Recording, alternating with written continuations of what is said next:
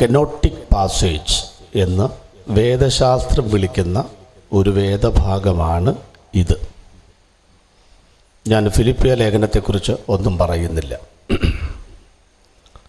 ഇത് 2-ാം നൂറ്റാണ്ട് മുതൽ അല്ലെങ്കിൽ ആ കാലം ശേഷം എൻ്റെ വായിച്ചറിവാണ് വീടുകളിലുള്ള ആരാധനകളിൽ സംബന്ധിക്കുവാനായിട്ട് പോകുന്ന വിശ്വാസികൾ ആരോഹണ അവരോഹണ ക്രമത്തിൽ ഉരുവിട്ടുകൊണ്ട് പോകുന്ന ഒരു വാക്യമായിരുന്നു ഇത്. ആദ്യത്തെ 3 വാക്യത്തിൽ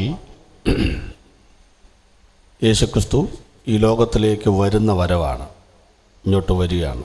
അത് 7 സ്റ്റെപ്പുകളാണ്, 7 പടികൾ വരികയാണ്.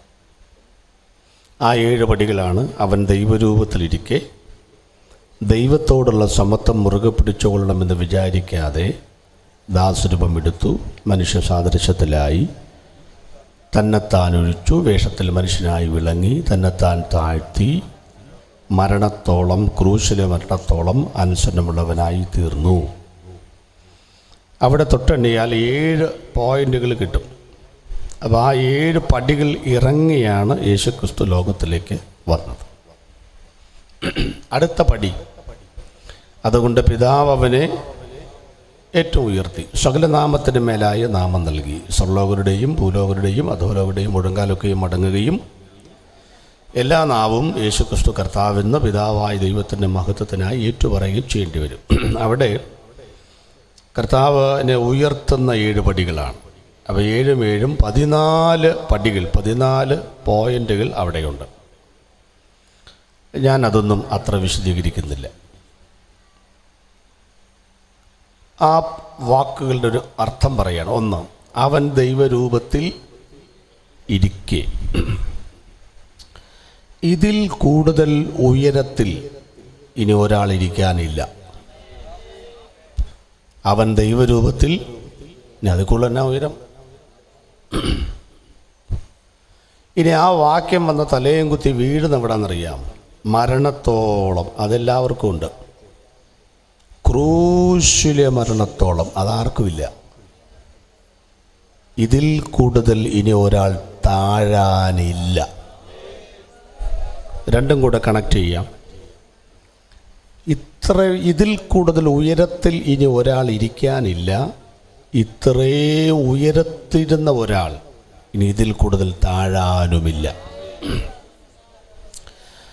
ഇത്രയും ഉയരത്തിലിരുന്ന ഒരാൾ ഇത്രയും താഴോട്ട് വന്നതുകൊണ്ട് ദൈവം ഉയർത്തിയപ്പോൾ ഇനി ഇതിൽ കൂടുതൽ ഉയർത്താനുമില്ല.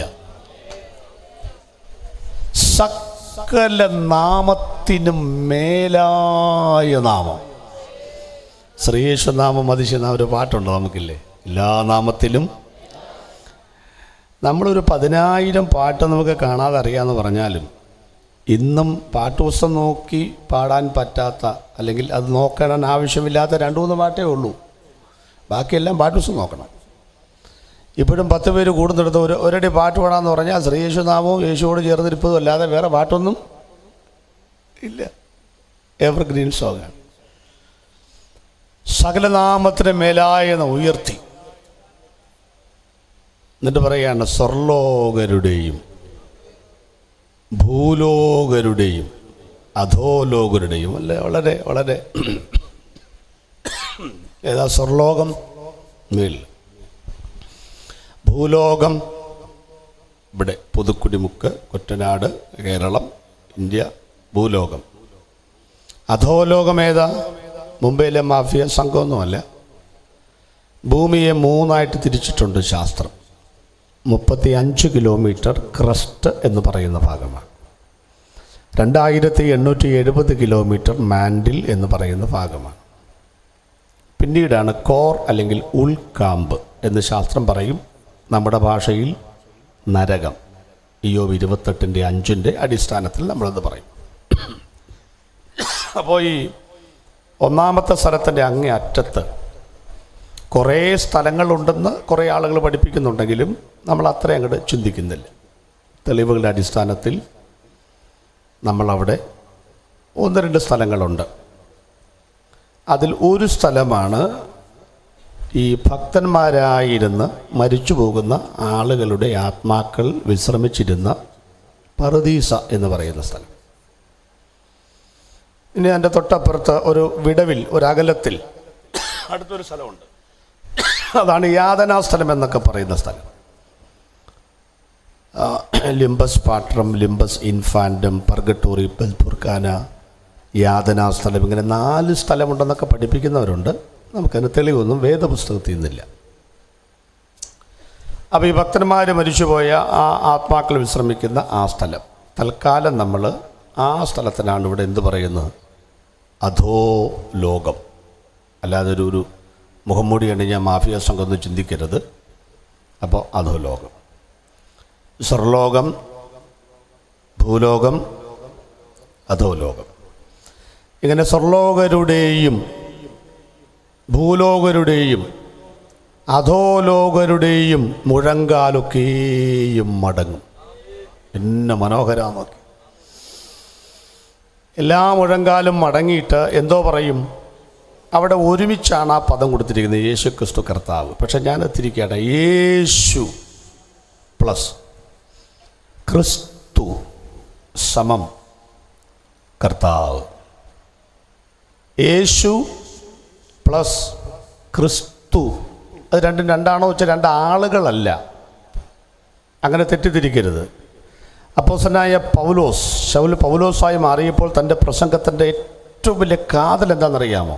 യഹൂദന്മാരുടെ പള്ളിയിൽ എന്തോ പ്രസംഗിച്ചു, യേശു തന്നെ ക്രിസ്തു. അതാണ് അവളുടെ പ്രസംഗ വിഷയം. അതാണ് യേശു തന്നെ, നിങ്ങൾ ക്രൂശിച്ചു പോകുന്ന ആ യേശു തന്നെയാണ് ക്രിസ്തു. അപ്പോൾ ഇത് രണ്ടും ആരാ? 2 ആളല്ല, ഒരാളാണ്. അപ്പോൾ ആരാ യേശു എന്ന് പറയേണ്ടി വരും അല്ലേ? 2000 വർഷങ്ങൾക്ക് മുൻപ് അമ്മ മറിയത്തിൽ കൂടെ ഈ ലോകത്തിലേക്ക് കാലിത്തൊഴുത്തിലോ കല്ലടാവിലോ ബേത്ലഹേമിലോ ദാവീദിൻ്റെ പട്ടണത്തിലോ എവിടെയും ആട്ടെ ജനിച്ചു. 30 വർഷക്കാലം മറച്ചു വെച്ച് 3.5 വർഷക്കാലം പരസ്യമായി രംഗത്തിറക്കി. നുകം വെച്ച മൃഗത്തെ പോലെ പാലസ്തീൻ്റെ പച്ചമണ്ണ് മുഴുവൻ നടന്ന് കിഴക്കും പടിഞ്ഞാറും തെക്കും വടക്കും ഉഴുതും മറിച്ചു. കണ്ണിൽ കണ്ടവരെ, കയ്യിൽ കിട്ടിയവരെ പ്രതിഫലിച്ചു കൂടാതെ ദാനമായി ദാനധർമ്മങ്ങൾ നൽകി. എന്നിട്ടും അറസ്റ്റ് ചെയ്യപ്പെട്ടു. ഗെത്സമന തോട്ടത്തിൽ വെച്ച് അറസ്റ്റ് ചെയ്യപ്പെട്ട് 6 പരം കോടതികളിൽ തിരിച്ചും മറിച്ചും തിരിച്ചും വിസ്തരിക്കപ്പെട്ടിട്ടും ഒരു കുറ്റവുമില്ലെന്ന് കണ്ടിട്ടും പീലാത്തോസിൻ്റെ കൽത്തളം മുതൽ കാൽവറി വരെ, ഗബ്ബഥ മുതൽ ഗോൽഗോഥ വരെ, ചരിത്രകാരന്മാർ പറയുന്നത് ശരിയെങ്കിൽ 14 സ്ഥലത്തെങ്കിലും വെച്ചും വിറങ്ങലിച്ചും വീണും എഴുന്നേറ്റും ഈ ലോകം തുപ്പി മർദ്ദിച്ച് അവശനാക്കി വിരൂപനാക്കി കാൽവറി കുന്നിലേക്ക് നടത്തി. 6 ഇഞ്ച് നീളമുള്ള 3 കാരിരുമ്പാണികളാൽ തൂങ്ങപ്പെട്ടവനായി കുടിവെള്ളം പോലും മര്യാദയ്ക്ക് ലഭിക്കാതെ, മറ്റൊരുവൻ്റെ മടിയിൽ പോലും തലചായ്ച്ച് മരിക്കുവാൻ അവസരമില്ലാതെ, സ്വന്തം തോളിൽ തലചായ്ച്ച് ആത്മാവിനെ തൃക്കരങ്ങളിൽ ഏൽപ്പിച്ച് മരിച്ച് അരിമത്യക്കാരനായ യോസേഫിൻ്റെ കല്ലറയിൽ അടക്കം ചെയ്ത ആളുടെ പേരാണ് യേശു. അതുകൊണ്ടാണ് ഭൂലോകത്തിലുള്ളവർക്ക്, അതായത് നമുക്ക് പുതുക്കുടി മുക്കിന് നമ്മുടെ കൊറ്റനാടുകാർക്കൊക്കെ പരിചയപ്പെടാൻ വേണ്ടി തന്ന നാമമാണ് യേശു. അതുകൊണ്ടാണ് സുവിശേഷം പറഞ്ഞത്, ജനത്തെ അവരുടെ പാപങ്ങളിൽ നിന്ന് രക്ഷിപ്പാനിരിക്കുക കൊണ്ട് നീ അവന് കണ്ടോ യേശു എന്ന് പേര് വിളിക്കണം. യേശുവിൻ്റെ മനുഷ്യത്വത്തിൻ്റെ ഒരു പേരാണത്, യേശു. പക്ഷെ കല്ലറയിൽ അടക്കം ചെയ്ത ആ യേശുവിൻ്റെ ആ ചാപ്റ്റർ അവിടെ തീരുന്നില്ല. അടുത്തത് ക്രിസ്തുവാണ്. യേശു എന്ന് പറഞ്ഞാൽ മരിച്ചടക്കപ്പെട്ട യേശു. ഇനി ക്രിസ്തു ആരാ? ക്രിസ്തു മശിഹ. ശമരിയാസ്ത്രീ ഒരിക്കൽ പറഞ്ഞു, മശിഹ വരും, ക്രിസ്തു വരും എന്ന് ഞങ്ങൾ കാത്തിരിക്കുകയാണ്. അതിൻ്റെ അർത്ഥം അഭിഷിക്തൻ എന്നാണ്. അഭിഷിക്തൻ. യഹൂദന്മാർ യേശു വരുമെന്നല്ല വിശ്വസിക്കുന്നത്. കാലിത്തൊടുത്തിൽ ജനിക്കുന്ന 10 കാശിന് വകയില്ലാത്ത ദരിദ്രനായ ഒരു യേശുവിനെ അവർ അന്നും ഇന്നും വിശ്വസിക്കുന്നില്ല. അവർ രാജാവായിട്ട് യേശുവിനെ വിശ്വസിക്കുന്നത് കൊണ്ടാണ് അവർ യേശുവിനെ ഇപ്പോഴും അംഗീകരിക്കാത്തത്. അപ്പോൾ യേശു ക്രിസ്തുവാകുന്നപ്പോഴാണ് അടക്കം ചെയ്ത യേശുവിനെ അല്ല ഞങ്ങൾ പ്രസംഗിക്കുന്നത്. അത് പ്രസംഗിക്കുന്നുണ്ട്, പക്ഷേ ക്രിസ്തു ഉയർത്തു. ക്രിസ്തുവാകുന്ന കണ്ടോളണം. പഴയ സാഹിത്യകാരൻ്റെ ഭാഷയിൽ പറഞ്ഞാൽ കല്ലറയുടെ കവാടബന്ധിത മഹാശിലാ പ്രതിബന്ധത്തെയും റോമൻ സാമ്രാജ്യത്തിൻ്റെ അധികാര പ്രതീകമായ മുദ്രയെയും കണ്ണിൽ ജാഗ്രത, കയ്യിൽ ആയുധം, റോമൻ പടയാളികളെയും കണക്കിന് ഭേദിച്ചു തോൽപ്പിച്ചുകൊണ്ട് മതങ്ങൾ കെട്ടിപ്പൊക്കിയ മഹാവൃക്ഷത്തിൻ്റെ കടയ്ക്ക് കോടാലി വെച്ചുകൊണ്ട് ഇതപര്യന്തമായി ചരിത്രത്തിൽ സകല കല്ലറകളും അടഞ്ഞുകിടക്കുമ്പോൾ ആകപ്പാടെ ഒരേ ഒരാൾ മാത്രം മരിച്ചവരിൽ നിന്ന് ഉയർത്തു. ഉയർത്തെഴുന്നേറ്റ ക്രിസ്തു ഒരു പുരാതന കടങ്കഥയിൽ എവിടെയോ ഒളിഞ്ഞിരിക്കുന്ന ഒരു ദൈവമല്ല. ഏതോ ഒരു സ്വർഗത്തിൽ എങ്ങാണ്ടൊരിടത്ത് ദൂതസഞ്ചയങ്ങൾക്ക് നടുവിൽ വാഴ്ത്തിപ്പാടുന്ന ഒരു മഹാസംഭവമായി ഒതുങ്ങിയിരിക്കുന്നവനല്ല.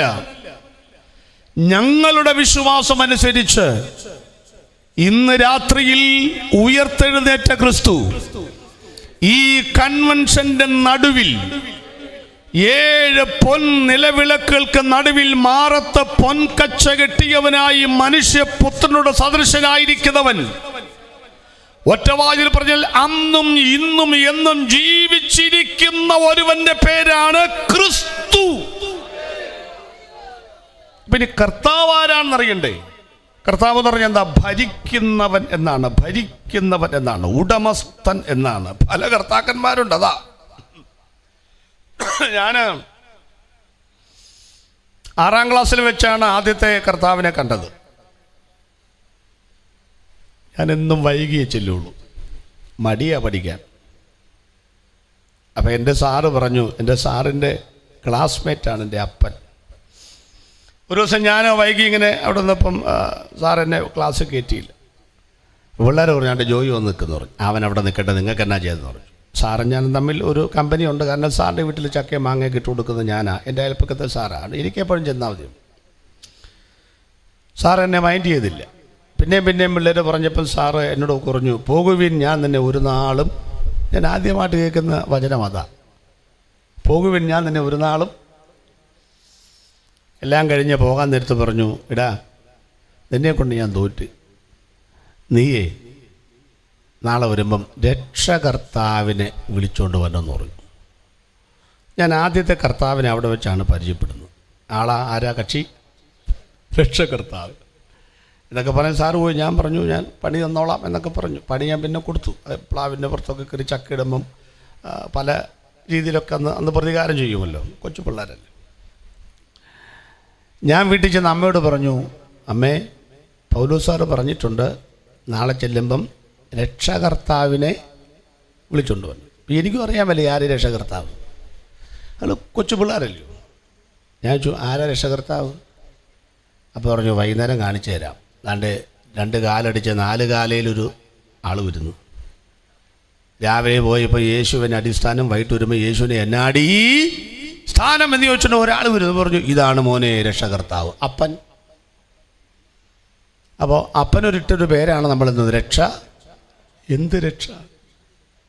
നിങ്ങളെന്താ 10 കിലോ അരി ഈ പിള്ളേർക്ക് മേടിച്ച് തരാത്തത് എന്ന് ഒരിക്കൽ അമ്മ അപ്പനോട് ചോദിച്ചു എന്നാണ് പറയുന്നത്. അപ്പം അപ്പൻ പറയാ, ഇടി ശോശാമേ, റോഡിൻ്റെ സൈഡിൽ നിൽക്കുന്ന മാവിനും പ്ലാവിനും ആരും എല്ലുപൊടി മേടിച്ചിടാറില്ല. അതെല്ലാം സമയത്ത് പൂക്കും, കായ്ക്കും, ഫലം കായ്ക്കും. വാകീറിയ ദൈവം ഇരയും തരും. ഉടായിപ്പിന് PhD. ആ അപ്പനാണ് എൻ്റെ എന്തോന്ന് രക്ഷ. എനിക്ക് രക്ഷ ചെയ്യുന്ന രക്ഷകർത്താവ്. എല്ലാ അപ്പന്മാരും അങ്ങനല്ല കേട്ടോ, ഞങ്ങളൊക്കെ ബഹുമാനിച്ചിരുന്നു. അടുത്ത ക്ലാസ്സിൽ വന്നപ്പം മലയാളം ക്ലാസ്സിലെ തിലകൻ സാർ എന്നോട് 2ാമത്തെ കർത്താവിനെ പരിചയപ്പെടുത്തി. എന്നോട് പറഞ്ഞു നിനക്ക് മലയാളം പോലും വേറൊരു വിഷയത്തിനും മാർക്കില്ല, മലയാളം പോലും അറിയത്തില്ലയോടാ. ഞാൻ പറഞ്ഞു അറിയാവുന്നല്ലേ പറയുന്നത്, എനിക്ക് ഈ കഥാപ്രസംഗം ഓട്ടവും ചാട്ടവും സ്പോർട്സൊക്കെ. പറഞ്ഞിടാ ഈ രാമൻ പാമ്പിനെ കൊന്നു എന്നൊക്കെ പറയുന്ന സംഭവങ്ങളാ. എന്നിട്ട് പറയടാ, ആദ്യം കർത്താവ്, അത് കഴിഞ്ഞ് കർമ്മം, അത് കഴിഞ്ഞ് നിങ്ങൾ കണ്ടിട്ടുണ്ടോ ആ കർത്താവിനെ? പഠിച്ചു. അപ്പം അങ്ങനെയാണ് ഞാൻ രണ്ടാമത്തെ കർത്താവിനെ കണ്ടെത്തുക. ഈ വാചകമൊക്കെ വായിക്കുമ്പോൾ എന്തോ ആദ്യം പിന്നെ കർമ്മം പിന്നെ ക്രിയ. ഇതൊക്കെ ഏത് കർത്താവാണെന്ന് ഇപ്പോഴും എൻ്റെ ഗ്രാമറൊക്കെ പഠിച്ചുകൊണ്ട് പുസ്തകമൊക്കെ എഴുതി കഴിഞ്ഞപ്പോഴാണ് മനസ്സിലാവുന്നത്. പിന്നെ ഒത്തിരി കർത്താക്കന്മാരെയൊക്കെ കണ്ടിട്ടുണ്ട്. അങ്ങനെ വിഭാഗങ്ങൾ പോലും ഉണ്ട്. വസ്തു സംബന്ധമായി ഞാനൊരു ചെറിയ പ്രസ്ഥാനത്തിൻ്റെ ലീഡർഷിപ്പിലാണ്. അഗാപ്പെ ഗോസ്പൽ മിഷൻ നിലമ്പൂരുള്ള ഒരു പെന്തക്കോസ്റ്റൽ ചർച്ചിൻ്റെ ഒരു ചുമതലയൊക്കെ വഹിക്കുന്നുണ്ട്. കുറച്ച് സഭകളൊക്കെ ഉണ്ട്. അപ്പോൾ അതിന് ഈ ആധാരം മറ്റുമൊക്കെ ആയിട്ട് ബന്ധപ്പെട്ട് ഇങ്ങനെ ആധാരം ചെയ്തപ്പോൾ വെറുതെ ഇങ്ങനെ സമയം കിട്ടുമല്ലോ ആധാരമൊക്കെ വായിച്ചു നോക്കാൻ. രാവിലെ പോയാൽ ഉച്ചയ്ക്കൊക്കെ ആധാരം നടക്കുന്നത്. അപ്പം ഞാനിങ്ങനെ വായിച്ചപ്പോൾ ഉണ്ട് ലാൻഡ് ലോഡ്, അടുത്ത കർത്താവ് വരുന്നു. ഞാൻ ചെയ്തെന്തോ, അത് ഭൂമിയുടെ ഉടമസ്ഥൻ, ലാൻഡ് ലോഡ്, അത് LORD, ഭൂമിയുടെ ഉടമസ്ഥൻ, ലാൻഡ്, അതും കർത്താവാണ്. അപ്പോൾ ഇനി അങ്ങനെ പറഞ്ഞു വന്ന അവിടെ ഇവിടെയൊക്കെ കുറേ കർത്താക്കന്മാരൊക്കെ നമ്മൾ കണ്ടിട്ടുണ്ടാവും. ഇവിടെ ആധാരം വായിച്ചു നോക്കിയിട്ടുണ്ടോ? ആര് വായിക്കും? എല്ലാം നമ്മുടെ ആധാരാന്നും പറഞ്ഞിരിക്കുക. വീട്ടിൽ ചെന്ന് നോക്ക്, അതിനകത്തൊരു പദം കാണും, പണ്ടാരവക. ഇതാ പണ്ടാരവക, പണ്ട് ആരുടെയോ വക, അതാണ് ഈ പണ്ടാരവക. ഇപ്പം ആരുടെ? ഇപ്പം നമ്മൾ എത്ര കഴിഞ്ഞോ ആരുടെയെങ്കിലും ആകും മക്കൾ, എത്രയേ ഉള്ളൂ, ആരെങ്കിലും ആകും. അപ്പോൾ ഇങ്ങനെ ധാരാളം ആളുകളെ കർത്താവെന്ന പദത്തിലേക്ക് കൊണ്ടുവന്നിട്ടുള്ളത് കൊണ്ട് റോമർ 10:9 പൗലോസ് പറഞ്ഞ വാക്ക് കേട്ടോ, യേശുവിനെ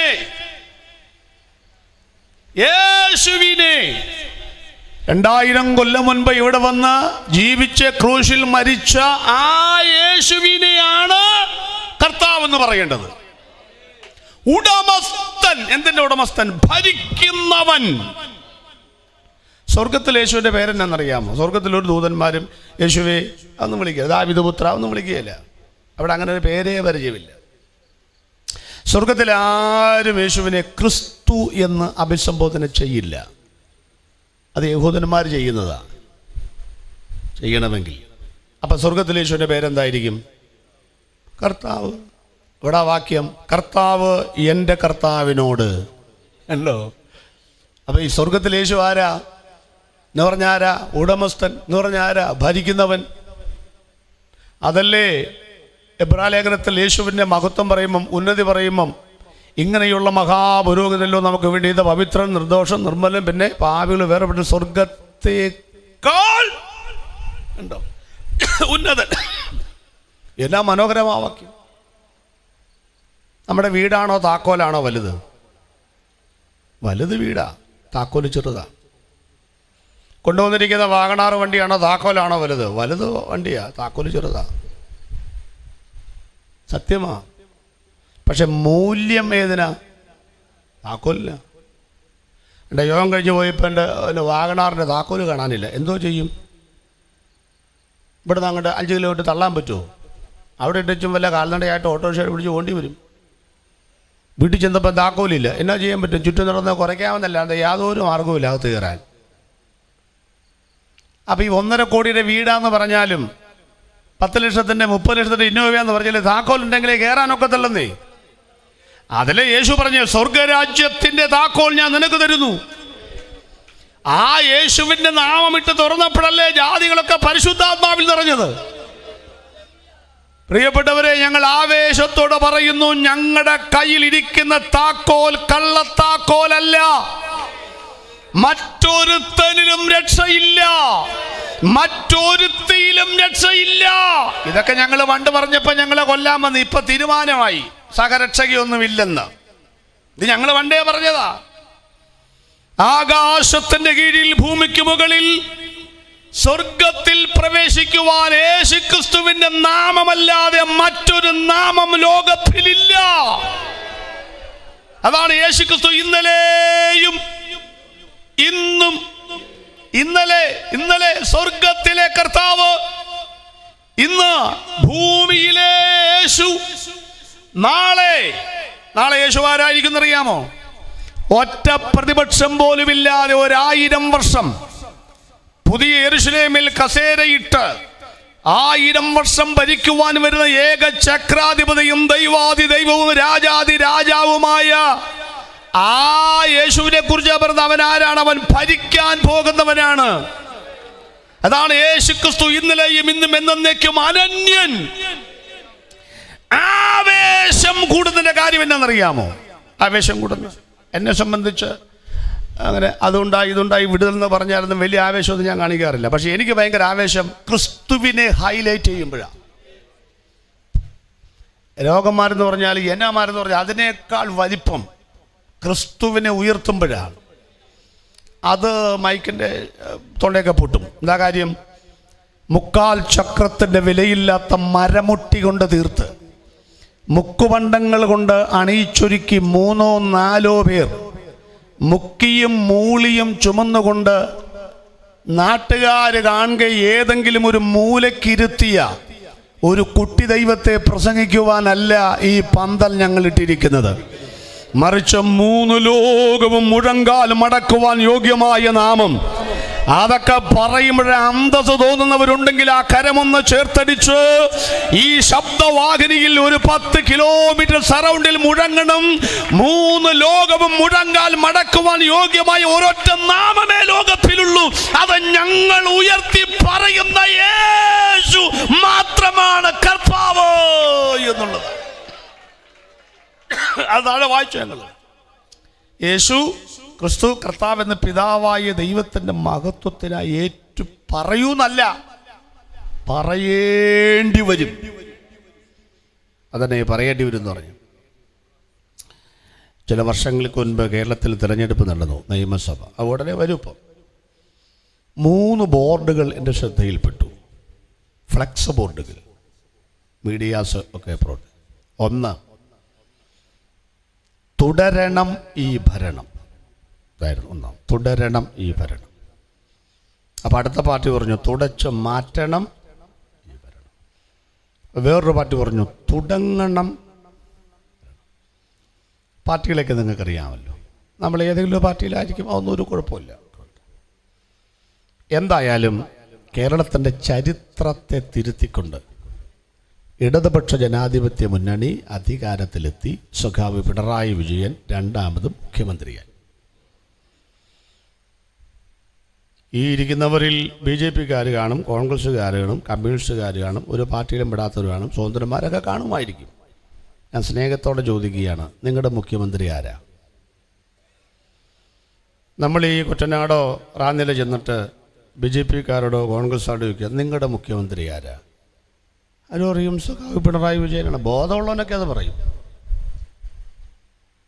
ഭരണഘടന അംഗീകരിക്കുന്നവരൊക്കെ പറഞ്ഞേ പറ്റുള്ളൂ. എന്താ കാര്യം? അതൊക്കെ തെരഞ്ഞെടുപ്പിന് മുമ്പാണ് ഞങ്ങളുടെ ആൾ മുഖ്യമന്ത്രിയാകുമെന്ന് പറയുന്നത്. തെരഞ്ഞെടുപ്പ് കഴിഞ്ഞു, അദ്ദേഹം വിജയശ്രീയിൽ ആളിതനായി ജയിച്ചു, മിനിറ്റ്സിൽ ഒപ്പുവെച്ചു, സത്യപ്രതിജ്ഞാവാചകം ഗവർണർ മുൻപാകെ ചൊല്ലി ഭരണസാരഥ്യം ഏറ്റെടുത്ത് കഴിഞ്ഞാൽ ഏത് എതിരാളിയും പ്രതിപക്ഷവും സമ്മതിച്ചേ പറ്റൂ, മുഖ്യമന്ത്രി അദ്ദേഹമാണ് എന്നുള്ളതുപോലെ. കാലിത്തൊഴുത്തിൽ ജനിച്ച യേശുവാണെന്നും പറഞ്ഞ്, ജാരസന്തതിയാണെന്നും പറഞ്ഞ്, വിദേശത്തു നിന്നും ഇറക്കുമതി ചെയ്ത മറ്റൊരു ദൈവമാണെന്നൊക്കെ പറഞ്ഞ് യേശുവിനെ നിങ്ങൾ അവഹേളിക്കുമ്പോൾ നിങ്ങളുടെ വാചക കസർത്തിനോട് വെല്ലാൻ ഒരുപക്ഷെ ഞങ്ങൾക്ക് പറ്റിയില്ലെന്ന് വരും. പക്ഷെ ഒരു കാര്യം ഉറപ്പിച്ചു, ഇവിടെയുള്ള കോടിക്കണക്കിന് നിരീശ്വരന്മാരും യുക്തിവാദികളും ഒക്കെ യേശുക്രിസ്തു രാജാവായി കസേരയിട്ട് കഴിയുമ്പം സകല ആളുകളും അവന്റെ മുൻപിൽ വന്നേച്ചു പറയും, യേശു മാത്രം കർത്താവ് എന്ന് പറഞ്ഞേച്ച നരകത്തിലേക്ക് പോകേണ്ടി വരും. അന്ന് ഗതികെട്ട് നരകത്തിലേക്ക് പോകുന്നതിനേക്കാൾ മുൻപ് ഇന്ന് വാടകയ്ക്കെടുത്ത് 5 രൂപ കസേര ഇരുന്നു കൊണ്ട് അന്തസ്സോടെ നിങ്ങൾ ഗതികെട്ട് പറയുന്ന അന്തസ്സോടെ പറയുവാൻ ഭാഗ്യം ലഭിച്ച ദൈവമക്കളെ ഓർപ്പ് ഇന്ന് രാത്രി ഞാൻ ദൈവത്തിന് സ്തോത്രം ചെയ്യുന്നു. യേശു മാത്രമാണ് ഞങ്ങളുടെ കർത്താവ്. ഞാൻ ഇന്ന് അവതരിപ്പിക്കുന്നത് യേശുക്രിസ്തു 33.5 വർഷം, തർക്കമുണ്ട് ചിലർക്ക്, എന്തെങ്കിലും ആട്ടെ, ഭൂമിയിൽ ജീവിച്ചു, 3 ആയിട്ട് തിരിച്ചു. 12, 18, 3.5. 12ഉം 18ഉം കൂട്ടി വെച്ചു 30. അതെന്നതാണെന്ന് നമുക്ക് യാതൊരു പിടുത്തവുമില്ല. വല്ല പിടുത്തമുണ്ടോ? ഒരു പിടുത്തവുമില്ല. ചിലക്ക് അതറിഞ്ഞേ പറ്റുള്ളൂ. 30 വർഷം എന്നാ ചെയ്തു? 3 കൊല്ലം ചെയ്തത് ഇവിടെ പറയാൻ നേരമില്ല. അന്നേരമാണ് അതറിഞ്ഞേ പറ്റുള്ളൂ. അപ്പോൾ നമ്മൾ പറയാത്ത തന്നെ അവർ പറഞ്ഞാണ്ട് വേഗം കണ്ടെന്നൊക്കെ സ്ഥലം വിട്ട് ഇവിടെ ജമ്മു കാശ്മീരിൽ വന്ന് ഇന്ത്യയിൽ വന്ന് ഏതാണ്ട് മന്ത്രവാദം മാജികൊക്കെ പഠിച്ച് അവിടെ ചെന്ന് പിന്നെ അതൊക്കെയാണ് ചെയ്ത് പിന്നെ ചത്തില്ല, മയങ്ങിയുള്ളൂ. പിന്നെ വന്ന വഴി മറക്കാത്തതുകൊണ്ട് ആ വഴിയുടെ പിന്നെ ഇവിടെ വന്ന് എൻ്റെ കാശ്മീർ ചത്ത് മരിച്ച് അടക്കപ്പെട്ട് കല്ലറയുണ്ടെന്നൊക്കെ പറഞ്ഞ് നടക്കുക ചില ആളുകൾ.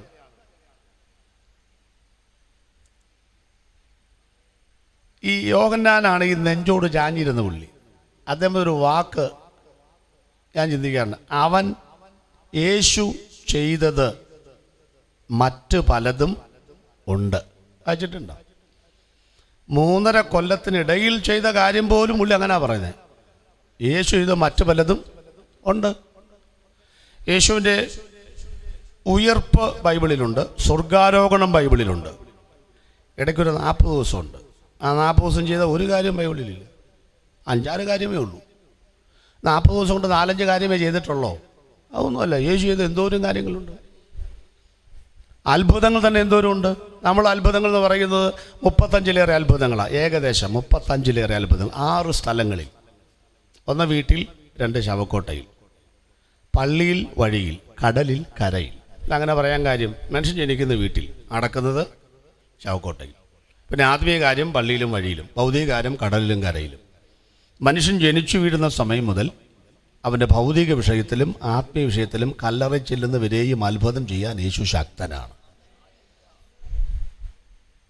ഇനി ആ 35 വർഷങ്ങൾ തന്നെ ചെയ്ത കാര്യം എന്തോരുവാ ചെയ്ത് പലതും. അത്ഭുതങ്ങൾ തന്നെ നമുക്ക് എണ്ണിയാ പിടിക്കാൻ പറ്റും. എന്തോരം അത്ഭുതങ്ങളാണ്. ഞങ്ങൾ ആദ്യം പറഞ്ഞ പോലെ എണ്ണി തിട്ടപ്പെടുത്തിയതായ 35 എണ്ണാത്ത എന്തോരമുണ്ട്.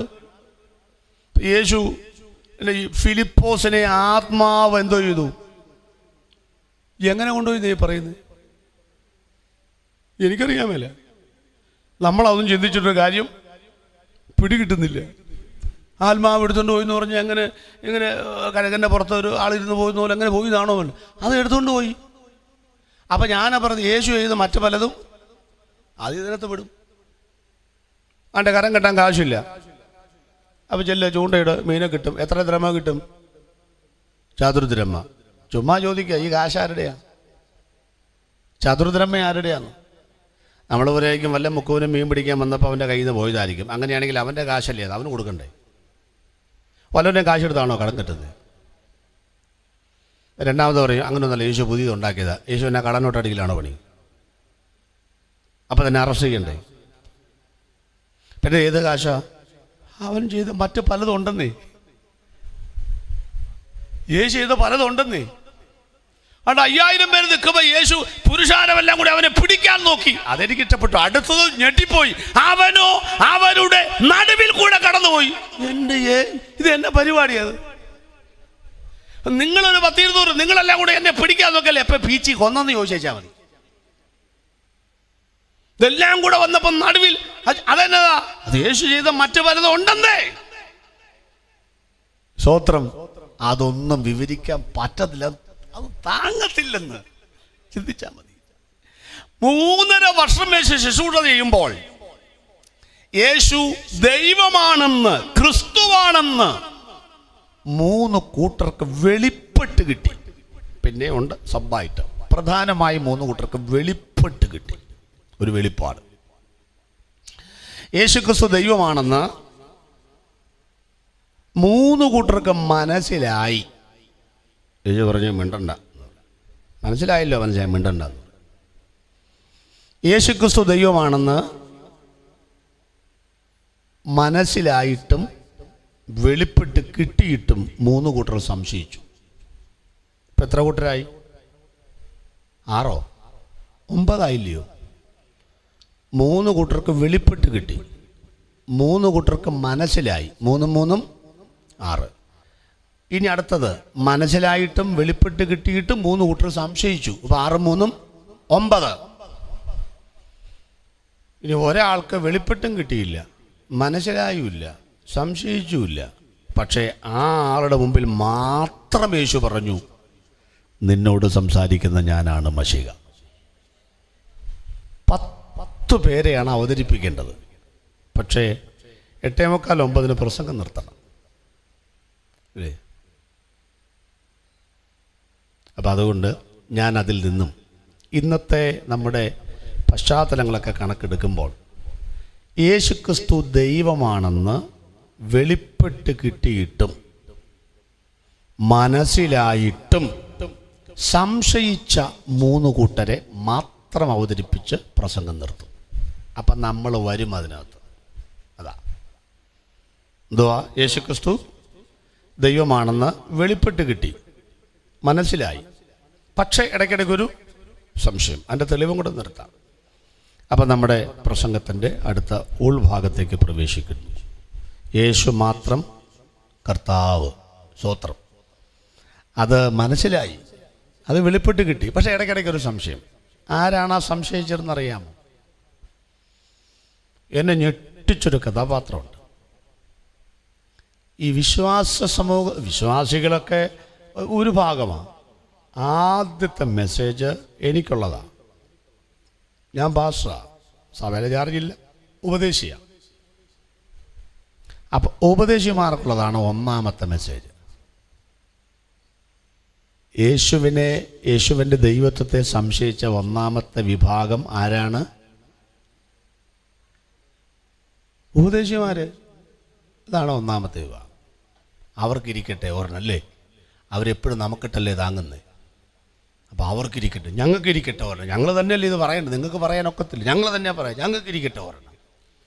ഒരു സംശയം ഇടയ്ക്കിടയ്ക്ക്. അപ്പോൾ ഉപദേശിമാർക്കൊരു സംശയം, പാസ്റ്റർമാർക്കൊരു സംശയം. പാസ്റ്റർമാരെന്ന ആ പദം മനസ്സിലാകാൻ വേണ്ടി പറയുന്ന കേട്ടോ. യേശു മാത്രമാണോ കർത്താവ്? ഒരു സംശയം ഇടയ്ക്കിടയ്ക്ക്. ഒന്നാമത്. 2, യേശുവിൻ്റെ പ്രസംഗം ഇങ്ങനെ കേട്ടുകൊണ്ട് നടക്കുന്ന കുറേ ആളുകളുണ്ട്.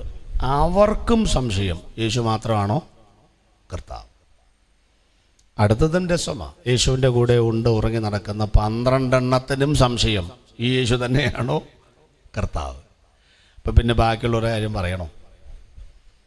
ഒന്നുകൂടെ, ഉപദേശിക്ക് സംശയം, വിശ്വാസികൾക്ക് സംശയം, അപ്പോസ്തലന്മാർക്ക് സംശയം.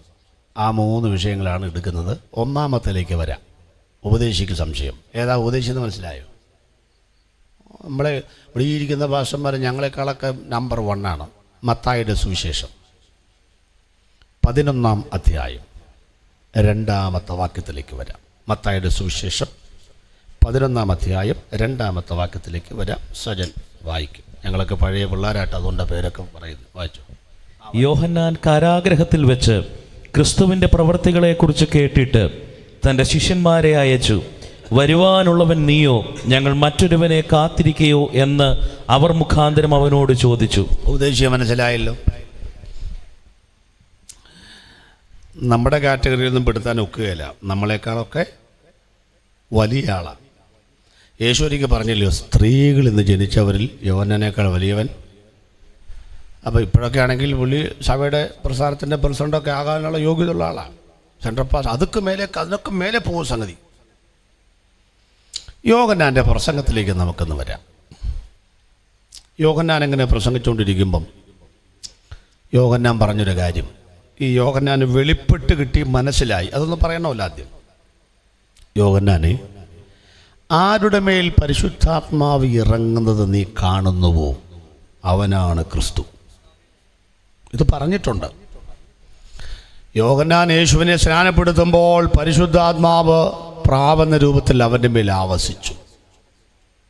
ഇത് കണ്ടു, മനസ്സിലാക്കി, അറിഞ്ഞയാളാണ് ആര്?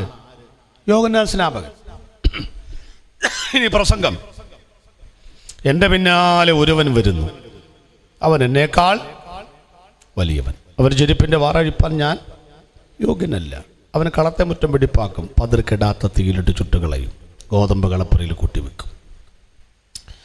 യേശു വന്നു കഴിഞ്ഞപ്പോൾ അവൻ ചെറുതാകുന്ന കണ്ടോളം യേശു പറഞ്ഞു, സ്ത്രീകളിൽ ജനിച്ചവരിൽ ഇവനേക്കാൾ വലിയവൻ ആരുമില്ല. ഉടനെ അവൻ പറയാ, സംസാരിച്ചു കഴിഞ്ഞപ്പം, അവനോ വളരണം. ഞാനോ? അതിൻ്റെ അർത്ഥം എന്നറിയാം, ഈ വലിപ്പം നിങ്ങൾക്ക് തോന്നുന്നുണ്ടെങ്കിൽ അതിനർത്ഥം നിങ്ങൾ ശരിയായ വലിയവനെ കാണാത്തത് കൊണ്ടാണ്. ശരിയായ നിലയിൽ യേശുവിനെ കണ്ടവർക്കൊന്നും വലിയ വലിപ്പം ഉണ്ടാകാൻ സാധ്യതയില്ല കേട്ടോ. ഞങ്ങളൊക്കെ ഈ പെന്തക്കോസിനകത്ത് അങ്ങനെ ഓടിക്കേറിയ ആളുകളൊന്നുമല്ല. എന്നാൽ പിന്നെ പോയ ചാടിക്കേറിയതൊന്നുമല്ല. എങ്ങനെയെങ്കിലും ഇതിനകത്ത് കയറാതിരിക്കാൻ അരക്കൈ നോക്കിയവരാ, പക്ഷെ ഫുൾ കൈ ഇടേണ്ടി വന്നു. ഉണ്ടോ? യേശു ആരാണെന്ന് മനസ്സിലായാൽ നമുക്ക് താഴേണ്ടി വരും, അംഗീകരിക്കേണ്ടി വരും. ഞാൻ പറയുന്നത് വാർദ്ധക്യം വരെ കാത്തു നിൽക്കാതെ, 8 നിലയിൽ പൊട്ടുന്ന പ്രായം വരെ നിൽക്കാതെ, കമ്പിയുടെ ജനലെ പിടിച്ച് അല്ലെങ്കിൽ ജനലെ കമ്പിയെ പിടിച്ച് അല്ലെങ്കിൽ വിഷമിച്ചൊക്കെ പറയുന്ന സമയം വെയിറ്റ് ചെയ്യാതെ, താങ്കൾക്ക് വേണ്ടി യേശു മരിച്ചത് പെൻഷൻ പറ്റുന്ന പ്രായത്തിലാണോ? CC അടച്ച് തീരായ വണ്ടിയുടെ പ്രായത്തിലാണോ? ചോരയെങ്കിൽ ചോര കൊടുത്ത വിപ്ലവത്തെ പാലൂട്ടി വളർത്തുവാൻ രണാങ്കണത്തിന്റെ വീതിയിലിറങ്ങിയ ചെമ്പടയുടെ സമർത്ഥന്മാരായ സാരഥി എന്നൊക്കെ പറയുന്ന പോലെ ചോര തിളയ്ക്കുന്ന 33 തിരുവയസ്സിൽ താങ്കൾക്ക് വേണ്ടി ക്രൂശിൽ യേശു മരിക്കാൻ നിന്നുകൊടുത്തെങ്കിൽ ആ യേശുവിന് വേണ്ടി വരാൻ എന്തിനാ പ്രായം നോക്കുന്ന? ധൈര്യത്തോടെ, തന്റെ ഇടത്തോടെ, ചങ്കൂറ്റത്തോടെ ഇറങ്ങുക. ഗതികെട്ടവന്റെ പിറകെ പ്രായാധിക്യത്തിൽ പിൻഗമിക്കുന്നതിനേക്കാൾ ആരോഗ്യമുള്ളപ്പോൾ ഈ പടക്കളത്തിൽ അവന് വേണ്ടി യുദ്ധം ചെയ്യുവാൻ ഇറങ്ങി വന്നവരെ ഓർത്ത് ഞങ്ങൾ ദൈവത്തിന് സ്തോത്രം ചെയ്യുകയാണ്. അങ്ങനെ യോഹന്നാൻ പ്രസംഗം ശക്തമായി തുടർന്നു. ഒന്നാമത് പുള്ളിയുടെ പ്രസംഗത്തിന് ഒരു വിട്ടുവീഴ്ചയില്ല. നമ്മളൊക്കെ എന്നാ പറഞ്ഞ എന്തോരം പേരൊക്കെ നമ്മൾ വെൽക്കം ചെയ്യുന്നു. ഞാൻ പൊതുവെ എൻ്റെ പ്രസംഗം കേട്ടാൻ കഴിഞ്ഞാൽ പൊതുവെ ആരോടും വിഷമമുള്ളതുകൊണ്ടല്ല. ഞാൻ ഈ 50 പേരെ പേരൊന്നും ഞാൻ പറയുകയില്ല. കാരണം എനിക്ക് വേറെ സമയം യേശുവിനെ കുറിച്ച് പറഞ്ഞ് തീരുന്നില്ല. പിന്നെയാണ് ഈ 50 പേരെ കുറിച്ച് പറയും. സ്വാഗതം പറയുന്ന ആൾ 50 പേരെ പറയും, പിന്നെ കൃതജ്ഞത 50 പേരെ പറയും. ഒരു പ്രധാനപ്പെട്ട ആളൊക്കെ ഇരിക്കുന്നുണ്ടെങ്കിൽ ആ ആളെക്കുറിച്ച്, ആ പൊസിഷനെ കുറിച്ച് പറയും തോറും പുള്ളി ഇങ്ങനെ ബലൂൺ വീർക്കുന്ന പോലെ വീർത്തുകൊണ്ടിരിക്കുക. ഞാൻ എങ്ങനെ അത് കാറ്റ് കുത്തനെന്ന് എഴുതി എടുക്കുക. സ്തോത്രം. നമ്മൾ ഈ കണ്ടമാനം ഇവരെക്കുറിച്ചൊക്കെ പറഞ്ഞ നേരം കൊണ്ട് കർത്താവിനെ കുറിച്ച് പറയണമെന്ന് പറയും.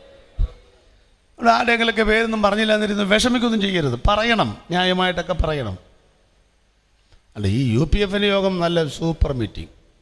ഒറ്റയാളെ ശേഖയിലുള്ളൂ, അധ്യക്ഷൻ മാത്രം. ചില മീറ്റിങ്ങിനൊക്കെ ചെന്നാൽ നിരന്ന് പിടിച്ച് അല്ലേ, എൻ്റെ ആരോ പറഞ്ഞ പോലെ ലൈൻ കമ്പിയിൽ കാക്കയിരിക്കുന്ന പോലെ ലൈനോട്ട് ഇങ്ങനെ 1 നിര 2 നിര 3 നിര. വലിയ കുഴപ്പമൊന്നുമില്ല. പക്ഷേ ഞങ്ങൾ കിടന്ന് വിയർക്കുക. എന്നെ ഒരെണ്ണം സ്വോത്രം പറയുകയില്ല. അവിടെ ഇരുന്ന് ഒരു നാഴിക്കകത്ത് ഇറങ്ങത്തില്ലല്ലോ. നമ്മളവിടെ നിന്നുണ്ട് ചങ്ക് പൊട്ടി പറഞ്ഞാലും അവരവിടെ നിന്നുണ്ട് പിന്നെ ഞങ്ങൾ പറയും. പിന്നെ യോഗം വിജയിച്ചെന്നറിയുന്നത് ഈ സെൻട്രൽ പാസ് കൈ വെക്കുന്നുണ്ടോ എന്ന് നോക്കണം. പുള്ളി പൊക്കിയാൽ രക്ഷപ്പെട്ടു. പുള്ളി അത്ര വേണ്ടി ഇത്രയൊക്കെ പൊക്കോളൂ. സ്വോത്രം. ഒരു പിന്തുണയൊക്കെ കൊടുക്കണം പാസ്റ്റർമാർ പ്രസംഗിക്കുമ്പോൾ. കേട്ടോ, നിങ്ങളെക്കാൾ വലിയ പ്രസംഗനൊന്നുമല്ല. പിന്നെ ദൂരെ നിന്ന് വരുന്നുണ്ട് കയറ്റി നിർത്തിയിരിക്കുന്ന 10-11 പേരോടുകൂടി, അത്രയേ ഉള്ളൂ. ഇത് കിട്ടിയാൽ നിങ്ങൾ ഇതുപോലെയൊക്കെ പ്രസംഗിക്കും, ഒരു തർക്കമില്ല. അപ്പോൾ യോഹന്നാൻ്റെ പ്രസംഗം എന്ന് പറഞ്ഞാൽ വിട്ടുവീഴ്ചയില്ല. നിങ്ങളോട് ആര് പറഞ്ഞു യോഗം കേൾക്കാൻ വരാൻ എന്ന് ചോദിച്ചാൽ നിങ്ങൾ ആരും പിന്നെ നാളെ വരുമോ? അതും വിളിക്കുന്ന എന്തോ സഹോദരന്മാരെ എന്നാണോ? സർപ്പസന്തതികളിൽ നിമിറ്റം വിളിച്ച് ആരെങ്കിലും വരുമോ? കാലെ പിടിച്ച് വിളിച്ചിട്ട് കാല് വീണ് ക്ഷണിച്ചിട്ടുമില്ല, ആരും വരുന്നില്ല. പിന്നെയാണ് പുള്ളിയുടെ പ്രസംഗത്തിന് വിട്ടുവീഴ്ചയില്ല. കാലം തികഞ്ഞു, ദൈവരാജ്യം മാനസാന്തരപ്പെട്ടുകൊള്ളണം. രാജാവിനോടും ഭരണാധികാരിയോടും മുഖത്ത് നോക്കി കാര്യം പറഞ്ഞപ്പം ഒറ്റ പ്രസംഗം കൊണ്ട് പണി കഴിഞ്ഞു, തടവിലായി. നമ്മളെയൊക്കെ തടവിലാക്കാത്തത് ഉള്ളത് മുഴുവൻ പറയാത്തതുകൊണ്ടാണ്. ഉള്ളതൊക്കെ മുഴുവൻ പറഞ്ഞു കഴിഞ്ഞാൽ പിന്നെ ആരും വിളിക്കത്തുമില്ല.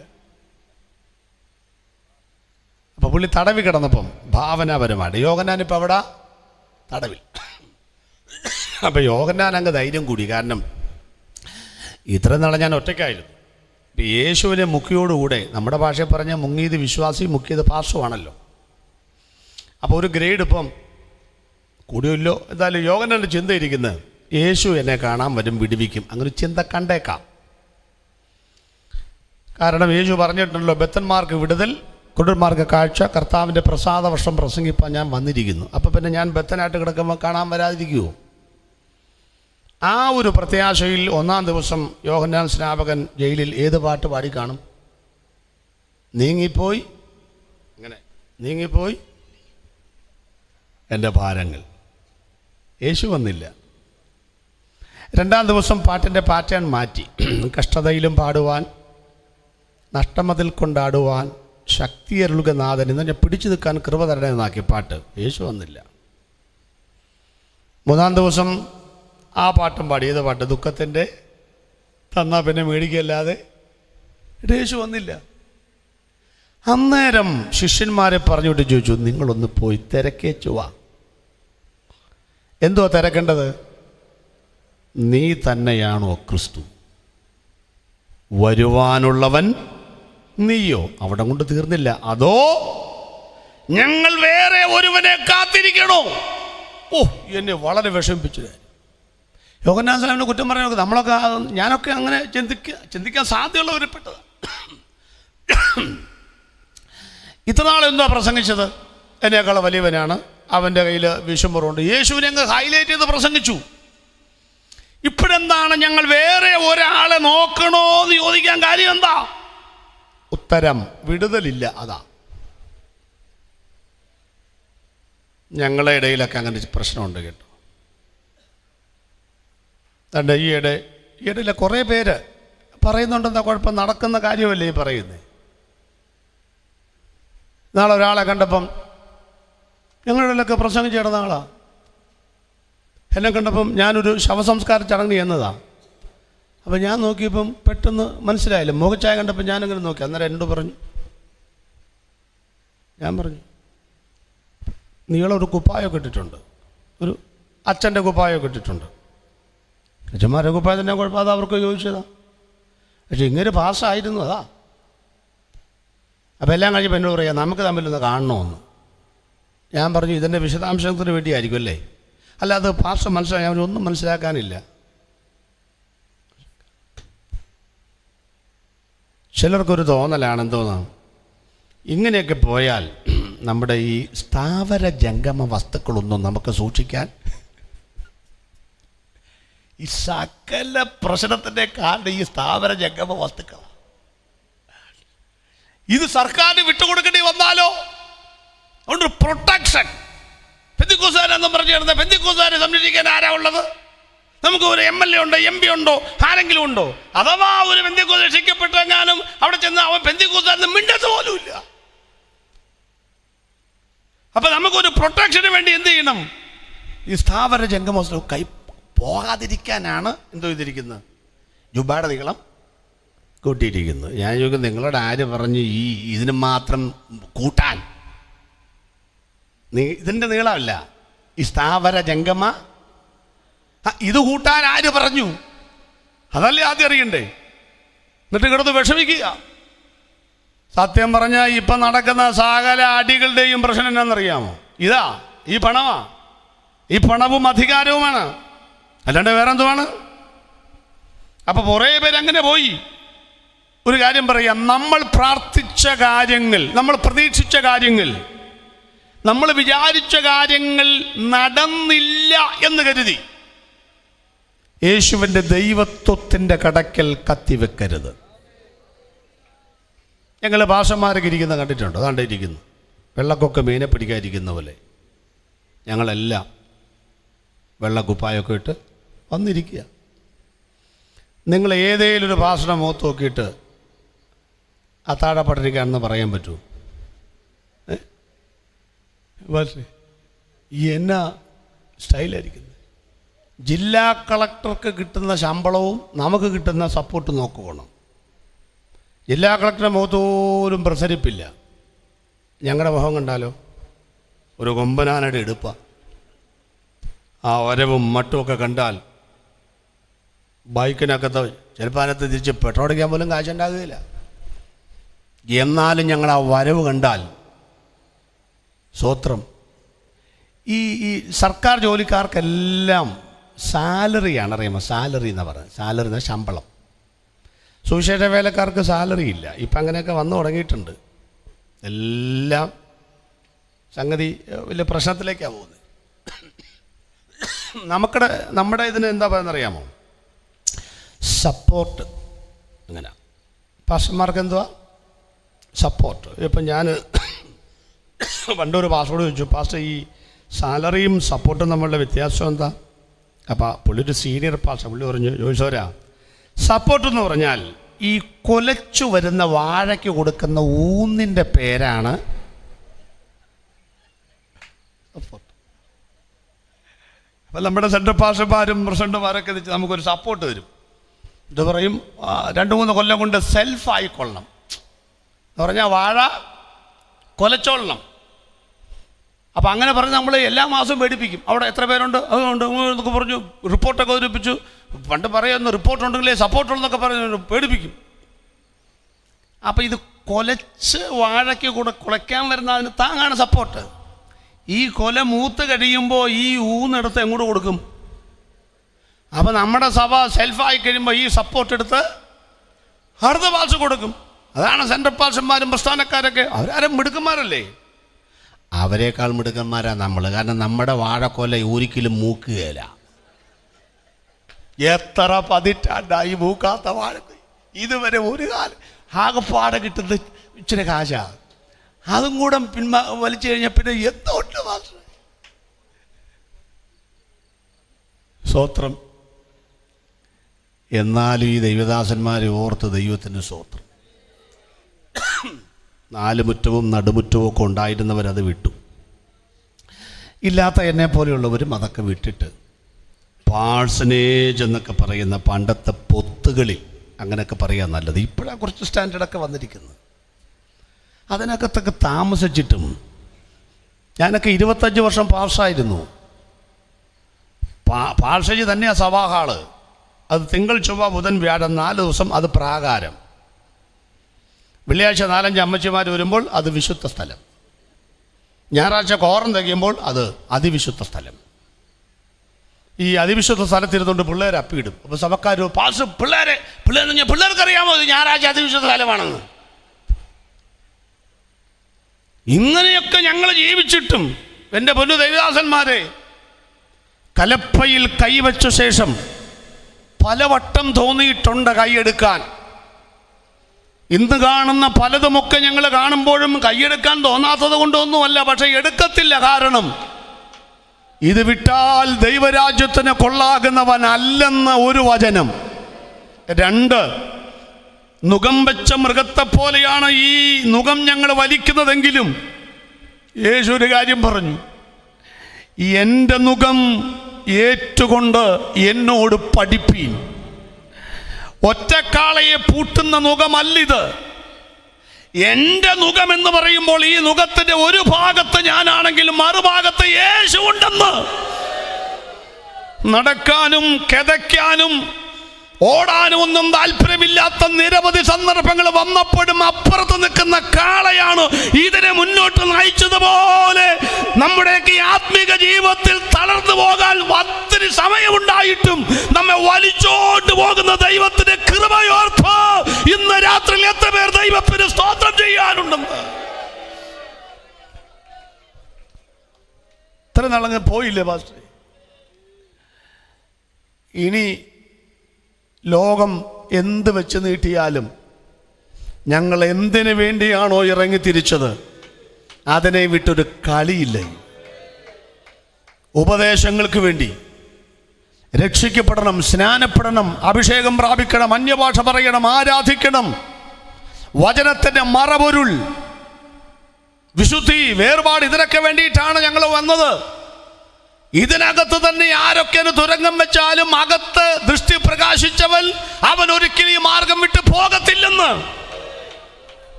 സ്തോത്രമെന്ന് ഒന്നുകൂടി അരക്കിട്ടുറപ്പിച്ചു പറയുന്നു.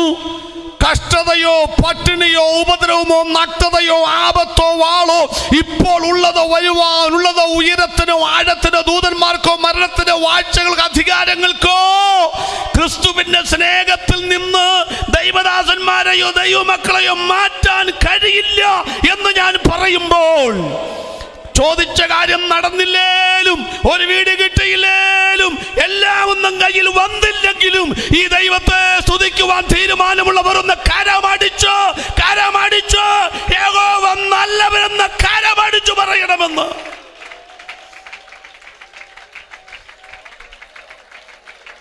കണ്ണുനീർ തൂകേണ്ടി വന്നാൽ പോക്കറ്റിലേക്ക് കൈയിട്, കൈലേസ് എടുക്കണം. ഒരു കരം കൊണ്ട് കണ്ണുനീർ തുടച്ചിട്ട് മറുകരം കലപ്പയിൽ മുറുകെ പിടിച്ചു പറയണം, യഹോവ നല്ലവൻ രുചിച്ചറിവിൻ. നീ കൂടെ ഉണ്ടെന്നാകിൽ, നീ കൂടെ ഉണ്ടെന്നാകിൽ, നീ കൂടെ ഉണ്ടെന്നാകിൽ ഇല്ലോരു ചഞ്ചലവും. യേശുവേ നീ കൂടവേ ഉണ്ടെന്നാകിലെനിക്ക്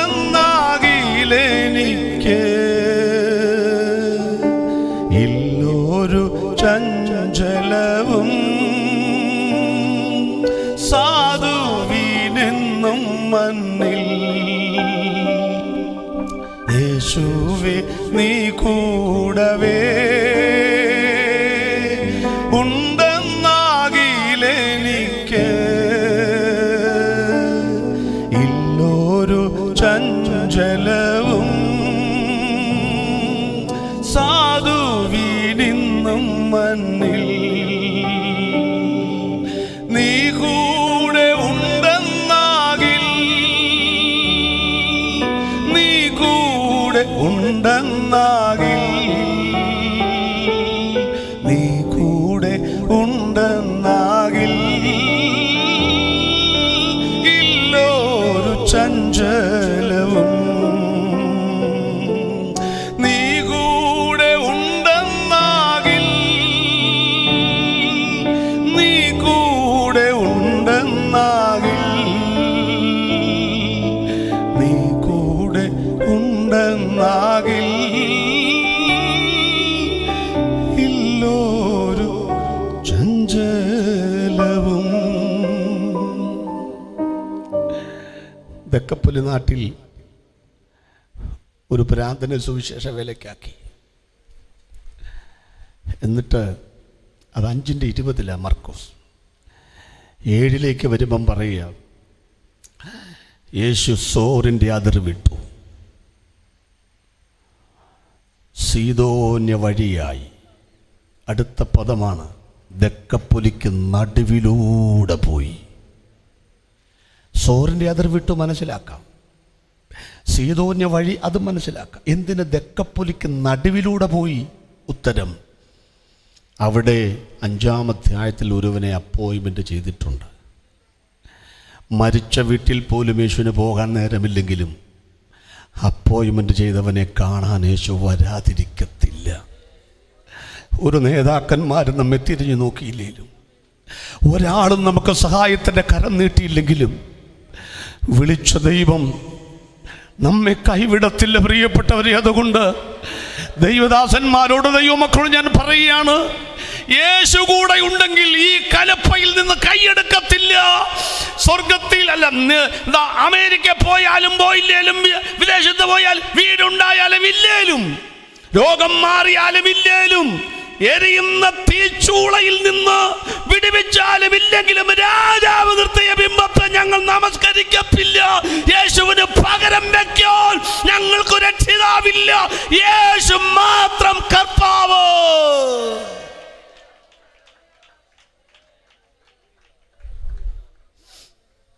അതിലൊന്നും ഒരു വിട്ടുവീഴ്ചയും വരികയില്ല.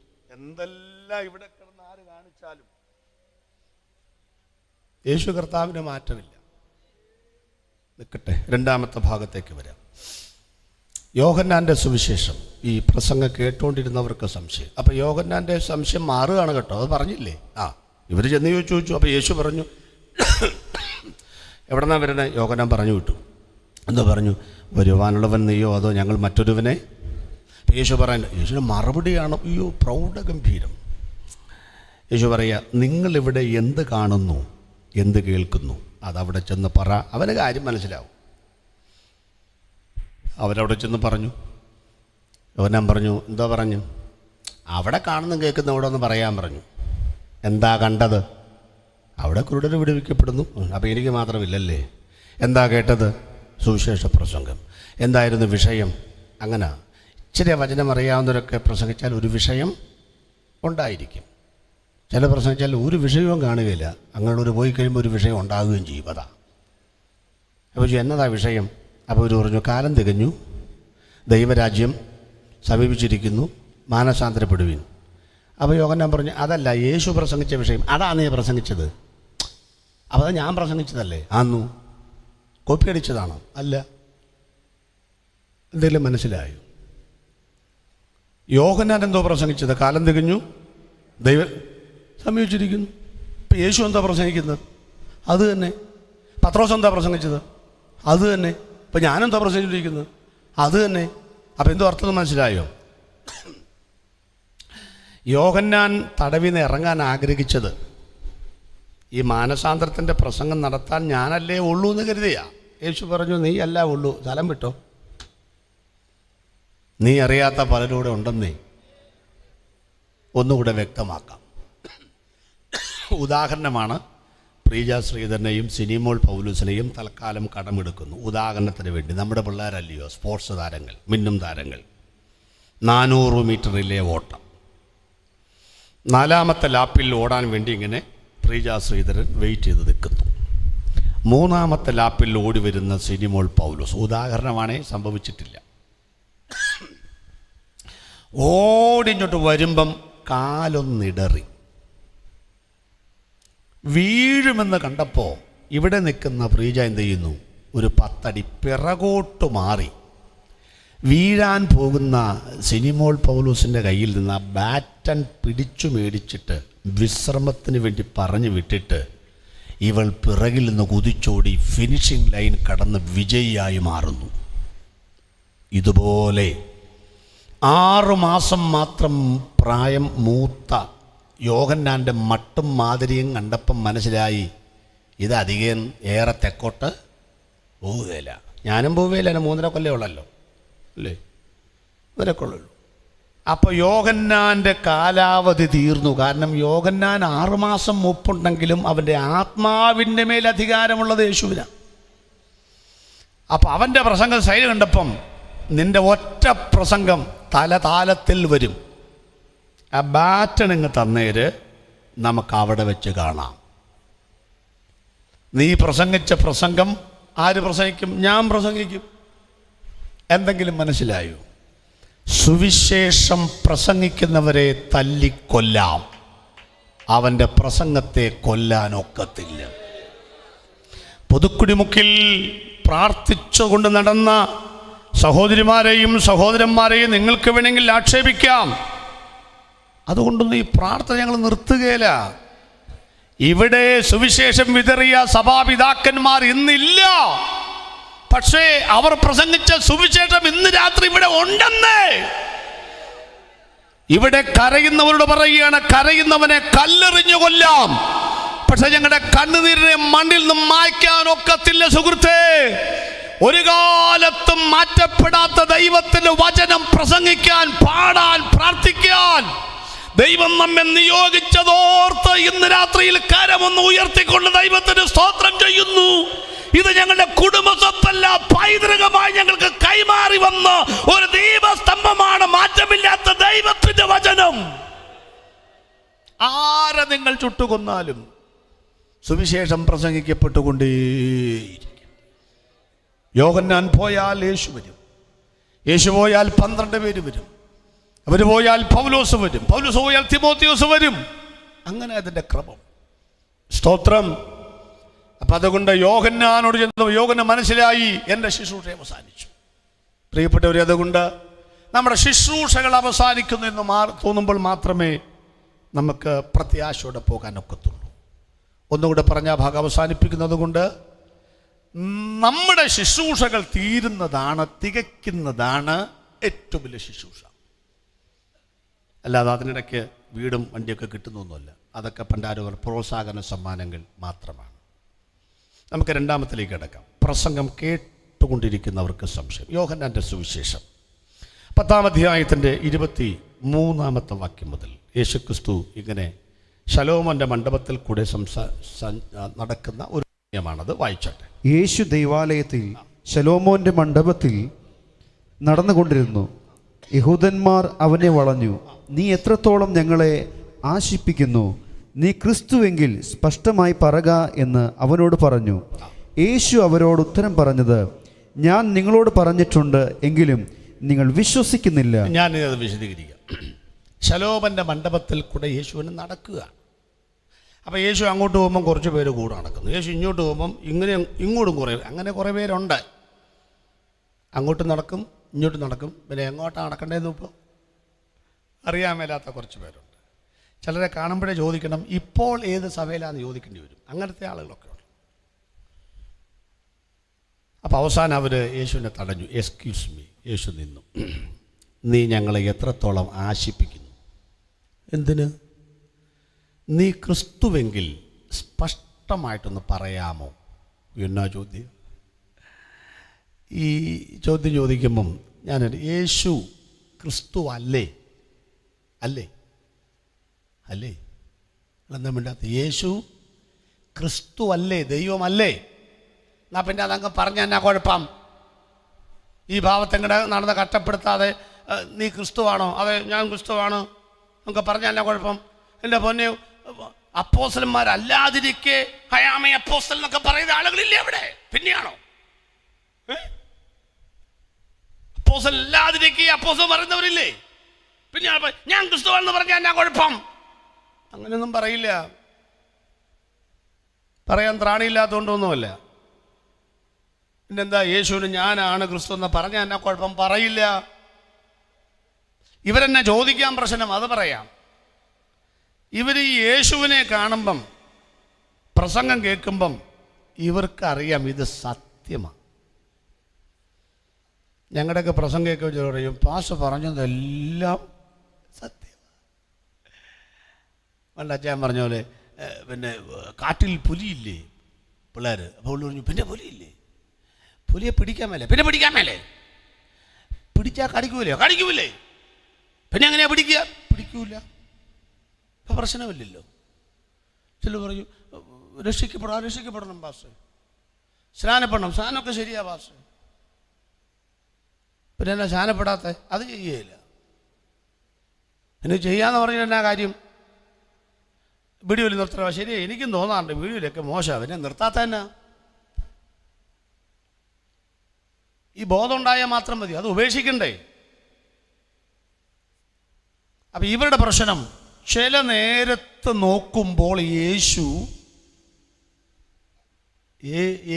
വെറും യേശുവാ, വലിയ പ്രത്യേകത ഒന്നുമില്ല.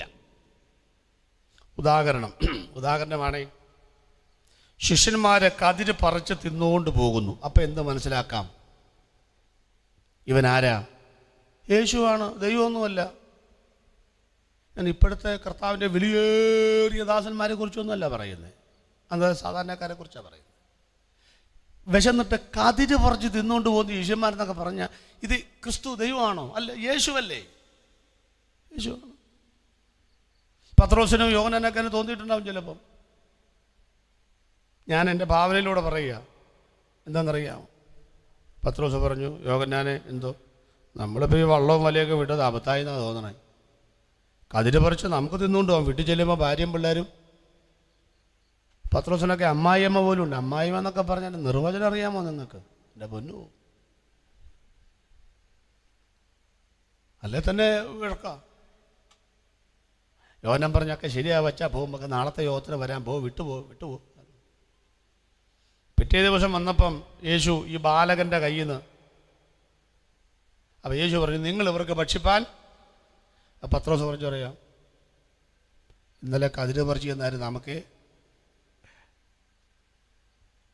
ബാലകരൻ അപ്പം എടുത്തു അന്തരീക്ഷത്തിലേക്ക് ഉയർത്തി അനുഗ്രഹിച്ച് ആശീർവദിച്ചിട്ട് ഈ പത്രോച്ചനകര് പറഞ്ഞു വിളമ്പിക്കൊള്ളാൻ പറഞ്ഞു. വിളമ്പുന്തോറും വർദ്ധിച്ചു വരിക. ബാക്കി ശേഷിച്ചപ്പം പത്രോസ് യോഹന്നാന് പറയാ, യോഹന്നാനെ ഇന്നലെ ഞാൻ പറഞ്ഞതെല്ലാം ക്യാൻസൽ. ആരോടും പറയണ്ട കേട്ടോ, എൻ്റെ ഒരു വിശ്വാസക്കുറവുകൊണ്ട് പറഞ്ഞതാണ്. ഞാൻ പറഞ്ഞില്ല അച്ഛാ ഇത് സംഗതി യേശുവാന്ന് ഞാൻ യേശുവല്ല ക്രിസ്തുവാന്ന് ഞാൻ പറഞ്ഞില്ലേ, അത് ഞാൻ പറഞ്ഞു നീ അത് ക്യാൻസൽ. ശമരിയ സ്ത്രീയോട് യേശു വെള്ളം ചോദിക്കുന്ന പത്രോസെങ്ങാനം കണ്ടിരുന്നെങ്കിൽ അന്ന് രാജിക്കത്ത് കൊടുത്തേനെ. കാണാതിരിക്കാനാ ഭക്ഷണം മേടിക്കാൻ പട്ടണത്തിൽ എന്നാ പോക്കാത്. 12 പേര് ഭക്ഷണം മേടിക്കാൻ പോയിരിക്കുന്നു, ഒരാളെ തിന്നാനുണ്ട്. അങ്ങനെയാണോ തീറ്റ? ഒരാൾ പോയി 12 പേർക്കല്ലേ മേടിച്ചുകൊണ്ട് വരേണ്ടത്? കാര്യം ഇത്രയേ ഉള്ളൂ. ഈ പത്രോസ് മിറ്റയും കൂടെ ഉണ്ടെങ്കിൽ വെള്ളം ചോദിച്ച് വെള്ളം കിട്ടുന്നതിന് മുമ്പേ പത്രോസ് രാജിക്കത്ത് കൈ കിട്ടും. ആളും തരവ് നോക്കാതെ കണ്ണി കണ്ട പെണ്ണുങ്ങളൊക്കെ വർത്താനം പറഞ്ഞ് അല്ലേ തന്നെ പുള്ളി അകത്തൊരു സാധനം ഉണ്ട്, അറിയാമല്ലേ. ഞാൻ വീട്ടിരിക്കുന്ന പറിച്ച് കളയുക മുറിച്ച് കളയുക, എൻ്റെ പേരതാ എന്ന് പറഞ്ഞാൽ പറിച്ച് കളയണോ മുറിച്ച് കളയണോ? നമ്മളെല്ലാം മുറിച്ച് കളഞ്ഞവരാ. തലമുടി മുറിച്ചാൽ പിന്നെയും വരും, മുറ്റത്തെ പുല്ല് മുറിച്ചാൽ പിന്നെയും വരും. പറിച്ച് കളഞ്ഞാലോ വരാൻ സാധ്യത കുറവാണ്. നമ്മളിൽ നല്ലൊരു ശതമാനം മുറിച്ചാ കളഞ്ഞിരിക്കുന്നത്. സന്ദർഭമൊക്കെ വരുമ്പോഴാ ഞങ്ങൾക്ക് നോക്കി വരുന്നത്. കണ്ടോ, നിങ്ങളുടെ ഓഞ്ഞ ചിരി കണ്ടാൽ അറിയാം അർത്ഥം മനസ്സിലായിന്ന്. അതുകൊണ്ട് ബാക്കി പറയുന്നില്ല. ആ പറിച്ച് കളയുന്ന കാര്യമായി തുപ്പട്ടേക്ക് ഇറങ്ങി വന്നു, മനസ്സിലായോ? അവൻ മുറിച്ചാ കളഞ്ഞിരിക്കുന്നേ, പറിച്ച് കളഞ്ഞിട്ടില്ല. അതാ ഈ വാല് തണ്ടലിൽ നിന്ന് പറിച്ച് കളയണം പഴയമ്പത്തിൽ. ഉണ്ടാ, കാരണം അവിടെ നിന്നായി സംഗതി മുളയ്ക്കുന്നേ. ആട്ടെ, അത്രയൊക്കെ മതി. സ്വോത്രം, അല്ലെങ്കിൽ ഉള്ള സ്വോത്രം കൂടെ പോകും ചിലപ്പോൾ. അപ്പോൾ ഇവർക്കത് ക്രിസ്തു ചില നേരത്ത് വെള്ളം ചോദിക്കുന്നു. ഇവൻ യേശു ഇതാരാന്നല്ല അറിയാൻ മേലാതെ ശ്രദ്ധിച്ച് നിൽക്കും. യേശു പറയാം, നീ പോയി ഭർത്താവിനെ വിളിച്ചുകൊണ്ട് പോവാ, എനിക്ക് ഭർത്താവില്ല, നിനക്ക് ഞാൻ ഒരു നാളും ദാഹിക്കാത്ത ജീവനുള്ള. അപ്പം പറഞ്ഞു, ഇപ്പം ഇത്ര നേരം എന്തോ പറഞ്ഞു, ഒരു ഗ്ലാസ് വെള്ളം തരാമോന്ന്. ഇപ്പം എന്തോ പറയുന്നു, ഒരു നാളും ദാഹിക്കാത്ത വെള്ളം തരാം. അപ്പം ഇവൻ ആരാ? ആദ്യം യേശു, ഇപ്പോഴാരാ? ക്രിസ്തു. ഈ ഒരു നാണയത്തിന് 2 വശമാണ്. യേശുവിൻ്റെ ജീവിത ശൈലിയിൽ ഈ യേശുവും ക്രിസ്തുവും എപ്പോഴും മിന്നി മറയുന്ന രംഗങ്ങൾ പഠിച്ചോളാം നമ്മൾ. പടകിൽ കിടന്ന് ഉറങ്ങുന്ന യേശുവിനെ കണ്ടപ്പോൾ അവർ പറഞ്ഞു, പാപം ക്ഷീണിച്ച് കിടന്നുറങ്ങട്ടെ. അത് യേശുവാണ്, മനുഷ്യനാണ്. മനുഷ്യനല്ലേ, ക്ഷീണമൊക്കെ വരികയല്ലേ, ബലഹീനതയൊക്കെ അല്ലേ, മനുഷ്യനാണ്. പക്ഷേ കരുത്തുറ്റ പങ്കായങ്ങൾ തോൽവി അണഞ്ഞു. പങ്കായം താഴെ വെച്ചിട്ട് ഞങ്ങൾ നശിച്ചു പോകുന്ന നിനക്ക് വിചാരമല്ലയോ എന്ന് ചോദിച്ചു. യേശു എഴുന്നേറ്റ് കടലിനെ ശാസിച്ചു, കാറ്റിനെ ശാസിച്ചു. അടിയിളകുമാറ് അലകൾ ഇളക്കിക്കൊണ്ട് ആഞ്ഞാഞ്ഞടിക്കുന്ന പ്രചണ്ഡവാതകത്തോട് അമരുക എന്ന് പറഞ്ഞപ്പോൾ ശാന്തമായി. അവർ പറയാ, ഇത് യേശു അല്ല, പിന്നെ ആരാ? അതാ അടുത്ത ഭാഗത്ത്. ഇവനാര്? മർക്കോസ് 4:39 വരുമ്പോൾ. അപ്പൊ ചില നേരത്തെ യേശുവാ, ചില നേരത്തെ അവനാരാ? ക്രിസ്തുവാ. ഈ കൺഫ്യൂഷൻ ഉള്ളതുകൊണ്ടാണ് അവർ ചോദിച്ചത്, നീ ക്രിസ്തുവിൽ നിന്ന് പറയാമോ? നിന്റെ വായ കൊണ്ട് പറയാമോ? പറയുകയില്ല. ഞാൻ പറയട്ടെ നാട്ടുകാരോട്, ഒന്നുകിൽ ഞങ്ങൾ പറയുന്ന തെറ്റാണെന്ന് പറ, ഇല്ലെങ്കിൽ ഞങ്ങൾ പറഞ്ഞത് ശരിയാണെന്ന് പറയുകയും അംഗീകരിക്കുകയും ചെയ്യാനുള്ള തൻ്റെ ഇടമുണ്ടാവട്ടെ. ഞാൻ പറയുന്നത്, എവിടെയെങ്കിലും നിങ്ങൾക്ക് രക്ഷ കിട്ടുമെങ്കിൽ പോ, കാശും മുടക്കി എവിടെയെങ്കിലൊക്കെ പോ. പതിറ്റാണ്ടുകൾ പോയിട്ടും രക്ഷ കിട്ടിയിട്ടില്ല എന്ന് ഉറപ്പ് വന്നെങ്കിൽ ഞങ്ങൾ ധൈര്യത്തോടെ വിളിക്കുന്നു, വാ, ഇവിടെ ഞങ്ങൾ അവതരിപ്പിക്കുന്ന രക്ഷകനുണ്ട്. അവന്റെ അടുക്കൽ വരുന്നവനെ ഒരു നാളും അവൻ തള്ളിക്കളയുന്ന ദൈവമല്ലെന്ന്. സ്വത്രം. ഇവർക്ക് കൺഫ്യൂഷനാണ്, കൺഫ്യൂഷൻ. അടുത്തത്, യേശുവിൻ്റെ യോഗത്തിനൊക്കെ പോയി എന്ന് കരുതി പള്ളിയിൽ നിന്ന് വലിയ പ്രശ്നമൊന്നുമില്ല. എന്നാ പ്രശ്നം എന്നാ? ഒരു ഇപ്പോഴൊക്കെ അതും പ്രശ്നമാണ്. പെന്തിക്കോസ്തുകാരുടെ യോഗത്തിനൊന്നും അങ്ങനെയൊക്കെ പറയും.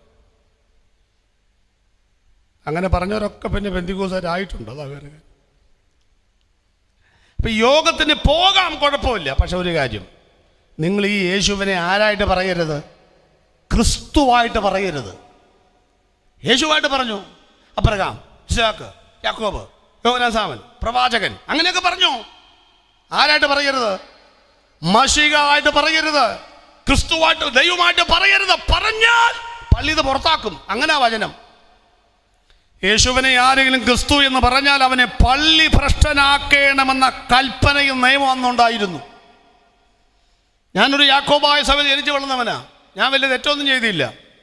ഞാൻ ആകപ്പാടെ പള്ളിയിൽ നിന്ന് പുറത്താക്കാൻ ഒറ്റ കാര്യം ചെയ്തുള്ളൂ. ഇന്നു മുതൽ യേശുവിനെ രക്ഷിതാവും കർത്താവായി ജീവിച്ചിരിക്കുന്നു. ആൻ്റെ പള്ളിയിൽ നിന്ന് പേര് വെട്ടി. അല്ല, നിങ്ങളും അങ്ങനല്ലേ? അല്ലേ? വേറെ എന്നാ ചെയ്തിട്ടാ? നമ്മളെ കള്ളുകൂടി നിർത്തി, നമ്മളെ വീഡിയോയിൽ നിർത്തി, ജീവിതം നന്നാകാൻ തീരുമാനിച്ചു. ക്രൂശിന്റെ ചുവട്ടിൽ യേശുവേ നീ ഇന്നു മുതൽ എൻ്റെ കർത്താവ് രക്ഷിതാവെന്ന് പറഞ്ഞപ്പോഴേ പള്ളിയിൽ നിന്ന് പേര് വെട്ടിയെന്ന്. അപ്പൊ ഇവര് പറയുക, നീ ക്രിസ്തുവാണെന്നും പറഞ്ഞ് ഞങ്ങൾ നിന്റെ പിറകെ വന്നാൽ ഞങ്ങളുടെ പേര് പള്ളിയിൽ നിന്ന് വെട്ടും. കുറെ കഴിയുമ്പോൾ നീ ക്രിസ്തുവല്ല എന്ന് പറഞ്ഞാൽ പിന്നെ അവിടെ ചേർക്കാൻ ബുദ്ധിമുട്ടാ. അതുകൊണ്ട് ഒന്ന് പറ പ്ലീസ്, നീ ക്രിസ്തുവാണെന്ന് നിന്റെ വായ കൊണ്ട് പറയുകയാണെങ്കിൽ വെട്ടുന്നതിന് മുമ്പേ ഇട്ടേച്ച് വരാമായിരുന്നു എന്നല്ലേ ആ പറഞ്ഞതിൻ്റെ അർത്ഥം. പ്രിയപ്പെട്ടവരെ, വെട്ടുന്നതിന് മുൻപ് ഇട്ടേച്ച് പോരെ, അതാ നല്ലത്. സ്തോത്രം. ക്രിസ്തുവിന് വേണ്ടിയാണെന്ന് ഈ പറയുന്നതൊക്കെ. ഇനി യേശുവിനെന്നാ പറയാൻ പറ്റില്ല, ഞാൻ ക്രിസ്തുവാണെന്ന് പറയില്ല. എൻ്റെ കാര്യം അത് കാര്യമുണ്ട്. ഈ സ്ഥാനവും മാനവും പൊങ്ങച്ചൊക്കെ വേണ്ടവരിതൊക്കെ പറയും. ഞാൻ പറഞ്ഞില്ലേ, ഞാൻ അപ്പോസ്തലനാണെന്നൊക്കെ പറഞ്ഞ് അതൊക്കെ വേണ്ടവർ പറയട്ടെ. സത്യദൈവം പറഞ്ഞോണ്ട് നടക്കുകയില്ല. ഇവിടെ പാസ്റ്റർമാരൊക്കെ ഉണ്ടല്ലോ, നിങ്ങളോട് ആരും യേശു വന്നിച്ചും പറഞ്ഞു, രക്ഷിക്കപ്പെട്ടവരെ നിങ്ങളോട് യേശു വന്നിച്ചും, മറിയാമേ എന്തോ ഞാനാണ് ക്രിസ്തു അങ്ങനെ പറഞ്ഞാണ് രക്ഷിക്കപ്പെട്ടത്? അതൊന്നുമല്ല. ഈ സത്യദൈവത്തിനെ പറഞ്ഞു നടക്കേണ്ട ഗതികേടില്ല. ഇപ്പോൾ രണ്ടുപേരും വന്നിച്ച് പറയാണ്, നിർത്തുള്ളൂ പ്രസംഗം. എൻ്റെ പ്രസംഗം നിർത്തിച്ചിട്ടുണ്ട്. യേശു ക്രിസ്തു ദൈവമല്ല എന്ന് പറഞ്ഞാൽ ഇപ്പം ഇതിൻ്റെ നടക്ക് യേശു ഇല്ലേ? ഇല്ലേ? ഉണ്ട്. യേശുവിനെ അങ്ങ് പ്രത്യക്ഷപ്പെട്ടിട്ട് 500-ൽ അധികം പേർക്കും പ്രത്യക്ഷപ്പെട്ടിട്ട്, ഹലോ, ഇടിമുഴക്കത്തിൻ്റെ മറവിൽ നിന്നുകൊണ്ട് വനത്തെ തോലൊരിക്കുന്ന ശബ്ദത്തോടെ യേശുവിനെ പറയാമേലേ, ഞാനാണ് ദൈവം എന്ന് പറയാമേലേ? പറയേല. എന്താ കാര്യം? എന്താ യേശു പറയാത്ത കാര്യം? എന്താ പറഞ്ഞാൽ ആ കേട്ടവരും വീട്ടിൽ പോവുകയില്ല. അതാ തെളിവ് വേണോ?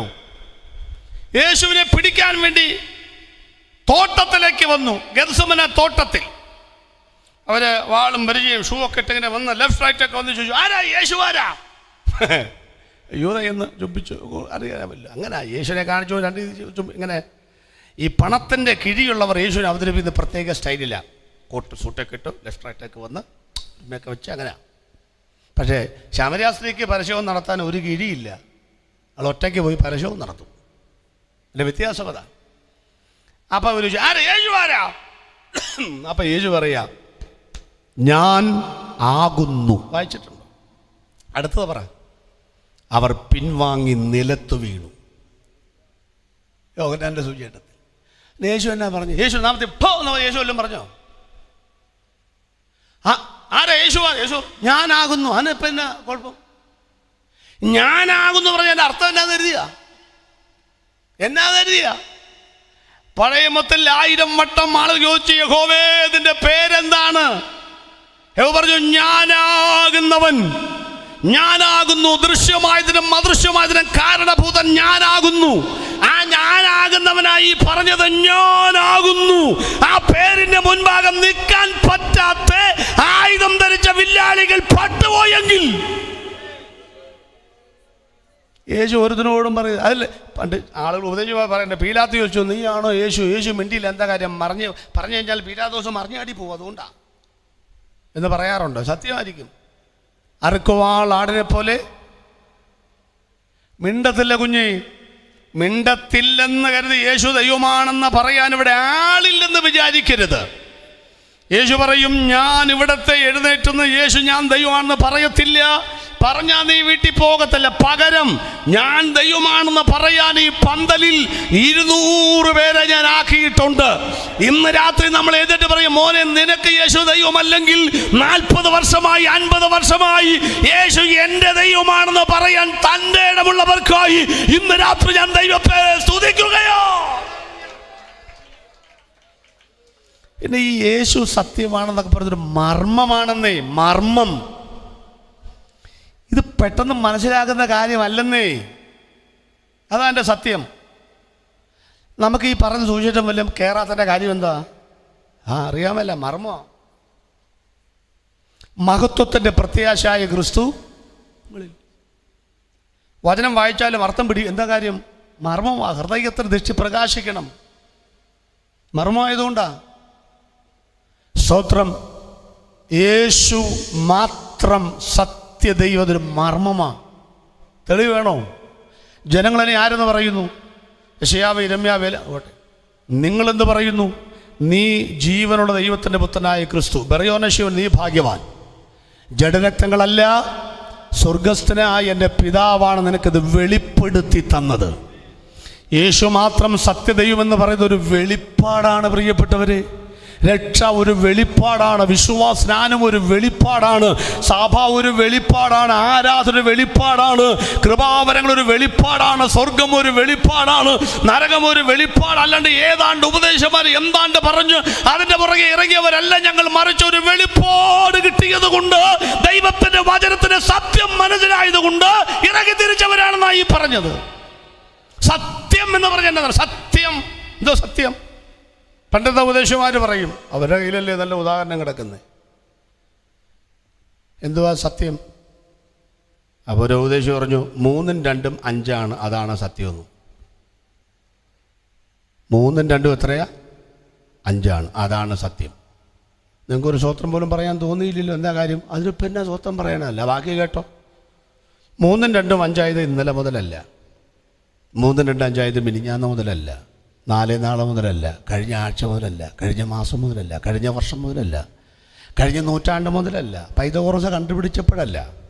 നാരായണൻ പിള്ള സാറ് 3 + 2 = 5 എന്ന് എഴുതിയപ്പോഴല്ല 3ഉം 2ഉം 5 3ഉം 2ഉം 5 കൊണ്ടാണ് ഇത് കണ്ടുപിടിച്ചതും ഇതൊക്കെ എഴുതിയതും നമ്മൾ പഠിച്ചതും.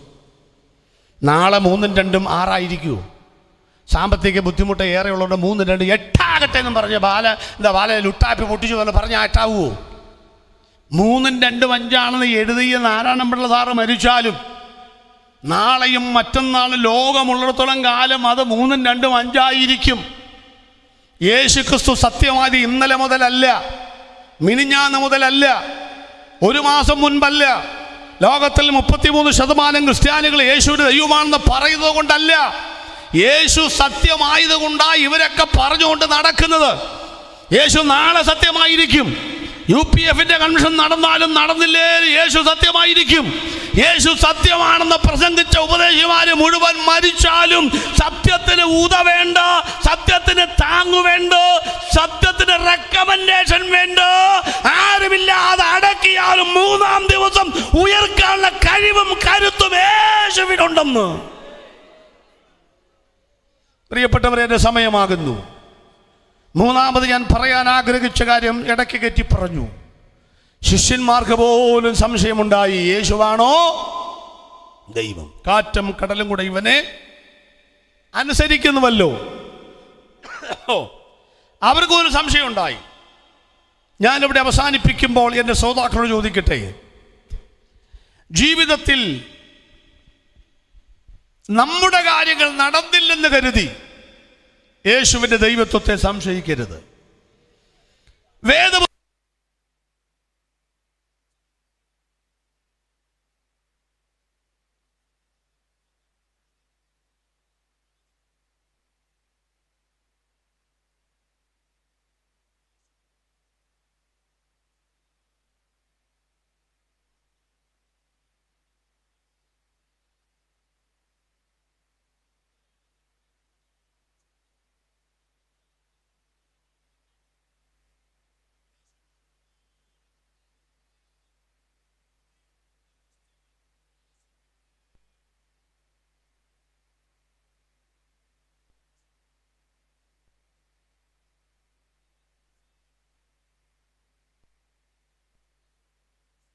ഒന്ന് ചിന്തിച്ചു നോക്കണം നിങ്ങൾ. രണ്ട് കള്ളന്മാർ അപ്പുറത്തിപ്പുറത്ത്. ഒരാൾ യേശുവിനെ നോക്കി, മറ്റേയാളും നോക്കി. ഒരാൾ നോക്കിയിട്ട് വിലയിരുത്തിയത്, നീ ഞങ്ങളെപ്പോലെയുള്ളവനാണ്, സമശിക്ഷാവിധിയിൽ കിടക്കുകയാണ്, നീ നിന്നെ തന്നെ രക്ഷിക്ക്, എന്നിട്ട് ഞങ്ങളെ രക്ഷിക്ക്. അവൻ്റെ കാഴ്ചപ്പാട് അത്രയേ ഉള്ളൂ. എന്നാൽ അടുത്ത പുള്ളി ഒന്ന് നോക്കി, രണ്ട് നോക്കി, മണിക്കൂറുകൾ കൊണ്ട് പലവട്ടം നോക്കിയപ്പോൾ പൊന്ന് ഉരുകി തിളച്ച് തനിത്തങ്കമായി മാറുന്ന പോലെ ഈ കഷ്ടതകൾക്ക് നടുവിലും കഠിനമായ പരിശോധനകൾക്ക് നടുവിലും താഴെയുള്ളവരോട് കൂട്ടിയോജിപ്പിക്കുകയും മുകളിലുള്ളവനോട് പ്രാർത്ഥിക്കുകയും ഒക്കെ ചെയ്യുന്ന യേശുവിനെ കണ്ടപ്പോൾ അവന് മനസ്സിലായി, ഞങ്ങളുടെ ആയുധം കൊണ്ടല്ല രാജ്യം സ്ഥാപിക്കേണ്ടത്. ഒരു പടച്ചട്ട അണിയാതെ, ഒരു പടക്കളത്തിൽ ഇറങ്ങാതെ, ഒരു പട നയിക്കാതെ, ഒരു കുതിരയുടെ കടിഞ്ഞാൻ പിടിയിൽ പോലും പിടിക്കാതെ, ഒരു തോക്കിൽ ഒരു വെടിയുണ്ട പോലും ഉതിർക്കാതെ, സ്നേഹത്തിന്റെ ചരട് കൊണ്ട് മുഴുവൻ ലോകത്തെയും ഉള്ളം കയ്യിൽ വഹിക്കാൻ കഴിയുന്ന രാജാതിരാജാവാണ് യേശുവെന്ന് അവന്റെ ഹൃദയത്തിന്റെ കണ്ണ് തുറന്നപ്പോൾ അവന് മനസ്സിലായി പറഞ്ഞു, യേശുവേ, ഞാനും മരിക്കും, നീയും മരിക്കും, ഞാൻ അവിടെ കിടക്കും, നീ ഉയർക്കും, വീണ്ടും നിന്റെ രാജ്യം സ്ഥാപിക്കുവാൻ നീ വരുമ്പോൾ എന്നെയും കൂടെ ഓർത്തു കൊള്ളണമേ. സ്നേഹിതരെ, യേശു സത്യമാണെന്ന് അറിഞ്ഞതുകൊണ്ട് കാര്യമില്ല. ഇന്ന് രാത്രി സ്നാനം സത്യമാണ്, അറിഞ്ഞിട്ട് കാര്യമില്ല. രക്ഷിക്കപ്പെടണം, അറിഞ്ഞിട്ട് കാര്യമില്ല. ഈ രാത്രിയിൽ നാളുകളായി കേട്ട സുവിശേഷ സത്യത്തിലേക്ക് രണ്ട് കണ്ണും അടഞ്ഞിരിക്കുമ്പോൾ വിശ്വാസത്തോടെ ഒരു കാലെടുത്ത് വെക്കുവാൻ താല്പര്യമുള്ള എത്ര പേരുണ്ട് ഇന്ന് രാത്രി? നമുക്ക് നമ്മുടെ കണ്ണുകളെ ദൈവസന്നിധിയിൽ അടയ്ക്കാം. ഒരു നിമിഷം പ്രാർത്ഥനയ്ക്ക് വേണ്ടി ഞാൻ മാറ്റിവെക്കുകയാണ്. എനിക്കറിയാം, ഒരു മലമ്പ്രദേശമാണിത്. ധാരാളം ആളുകൾ കഞ്ഞു കുടിച്ച് ഉറങ്ങാതെ ഈ മെസ്സേജ് കേൾക്കുന്നുണ്ടാവും. നിങ്ങൾ കഞ്ഞി കുടിച്ച് കിടക്കുന്നതിന് മുൻപ്, കണ്ണടച്ച് ഉറങ്ങുന്നതിന് മുൻപ്, ഇരുട്ടത്തോ പ്രകാശത്തിലോ ഇരിക്കട്ടെ, ഈ രാത്രി യേശുവല്ലാതെ മറ്റൊരു രക്ഷകനില്ലെന്നുള്ള സന്ദേശം, യേശു മാത്രമാണ് കർത്താവെന്ന സന്ദേശം മുഴുവൻ ലോകവും മുഴങ്കാൽ മടക്കി ഗതികെട്ട് സമ്മതിക്കുന്നതിന് മുൻപ് പിടയ്ക്കുന്ന നെഞ്ചിലോട്ട് വലതുകർന്ന് ചേർത്ത് പിടിച്ചിട്ട് പറയണം, ഇന്നു മുതൽ യേശു മാത്രമാണ് എൻ്റെ കർത്താവ്.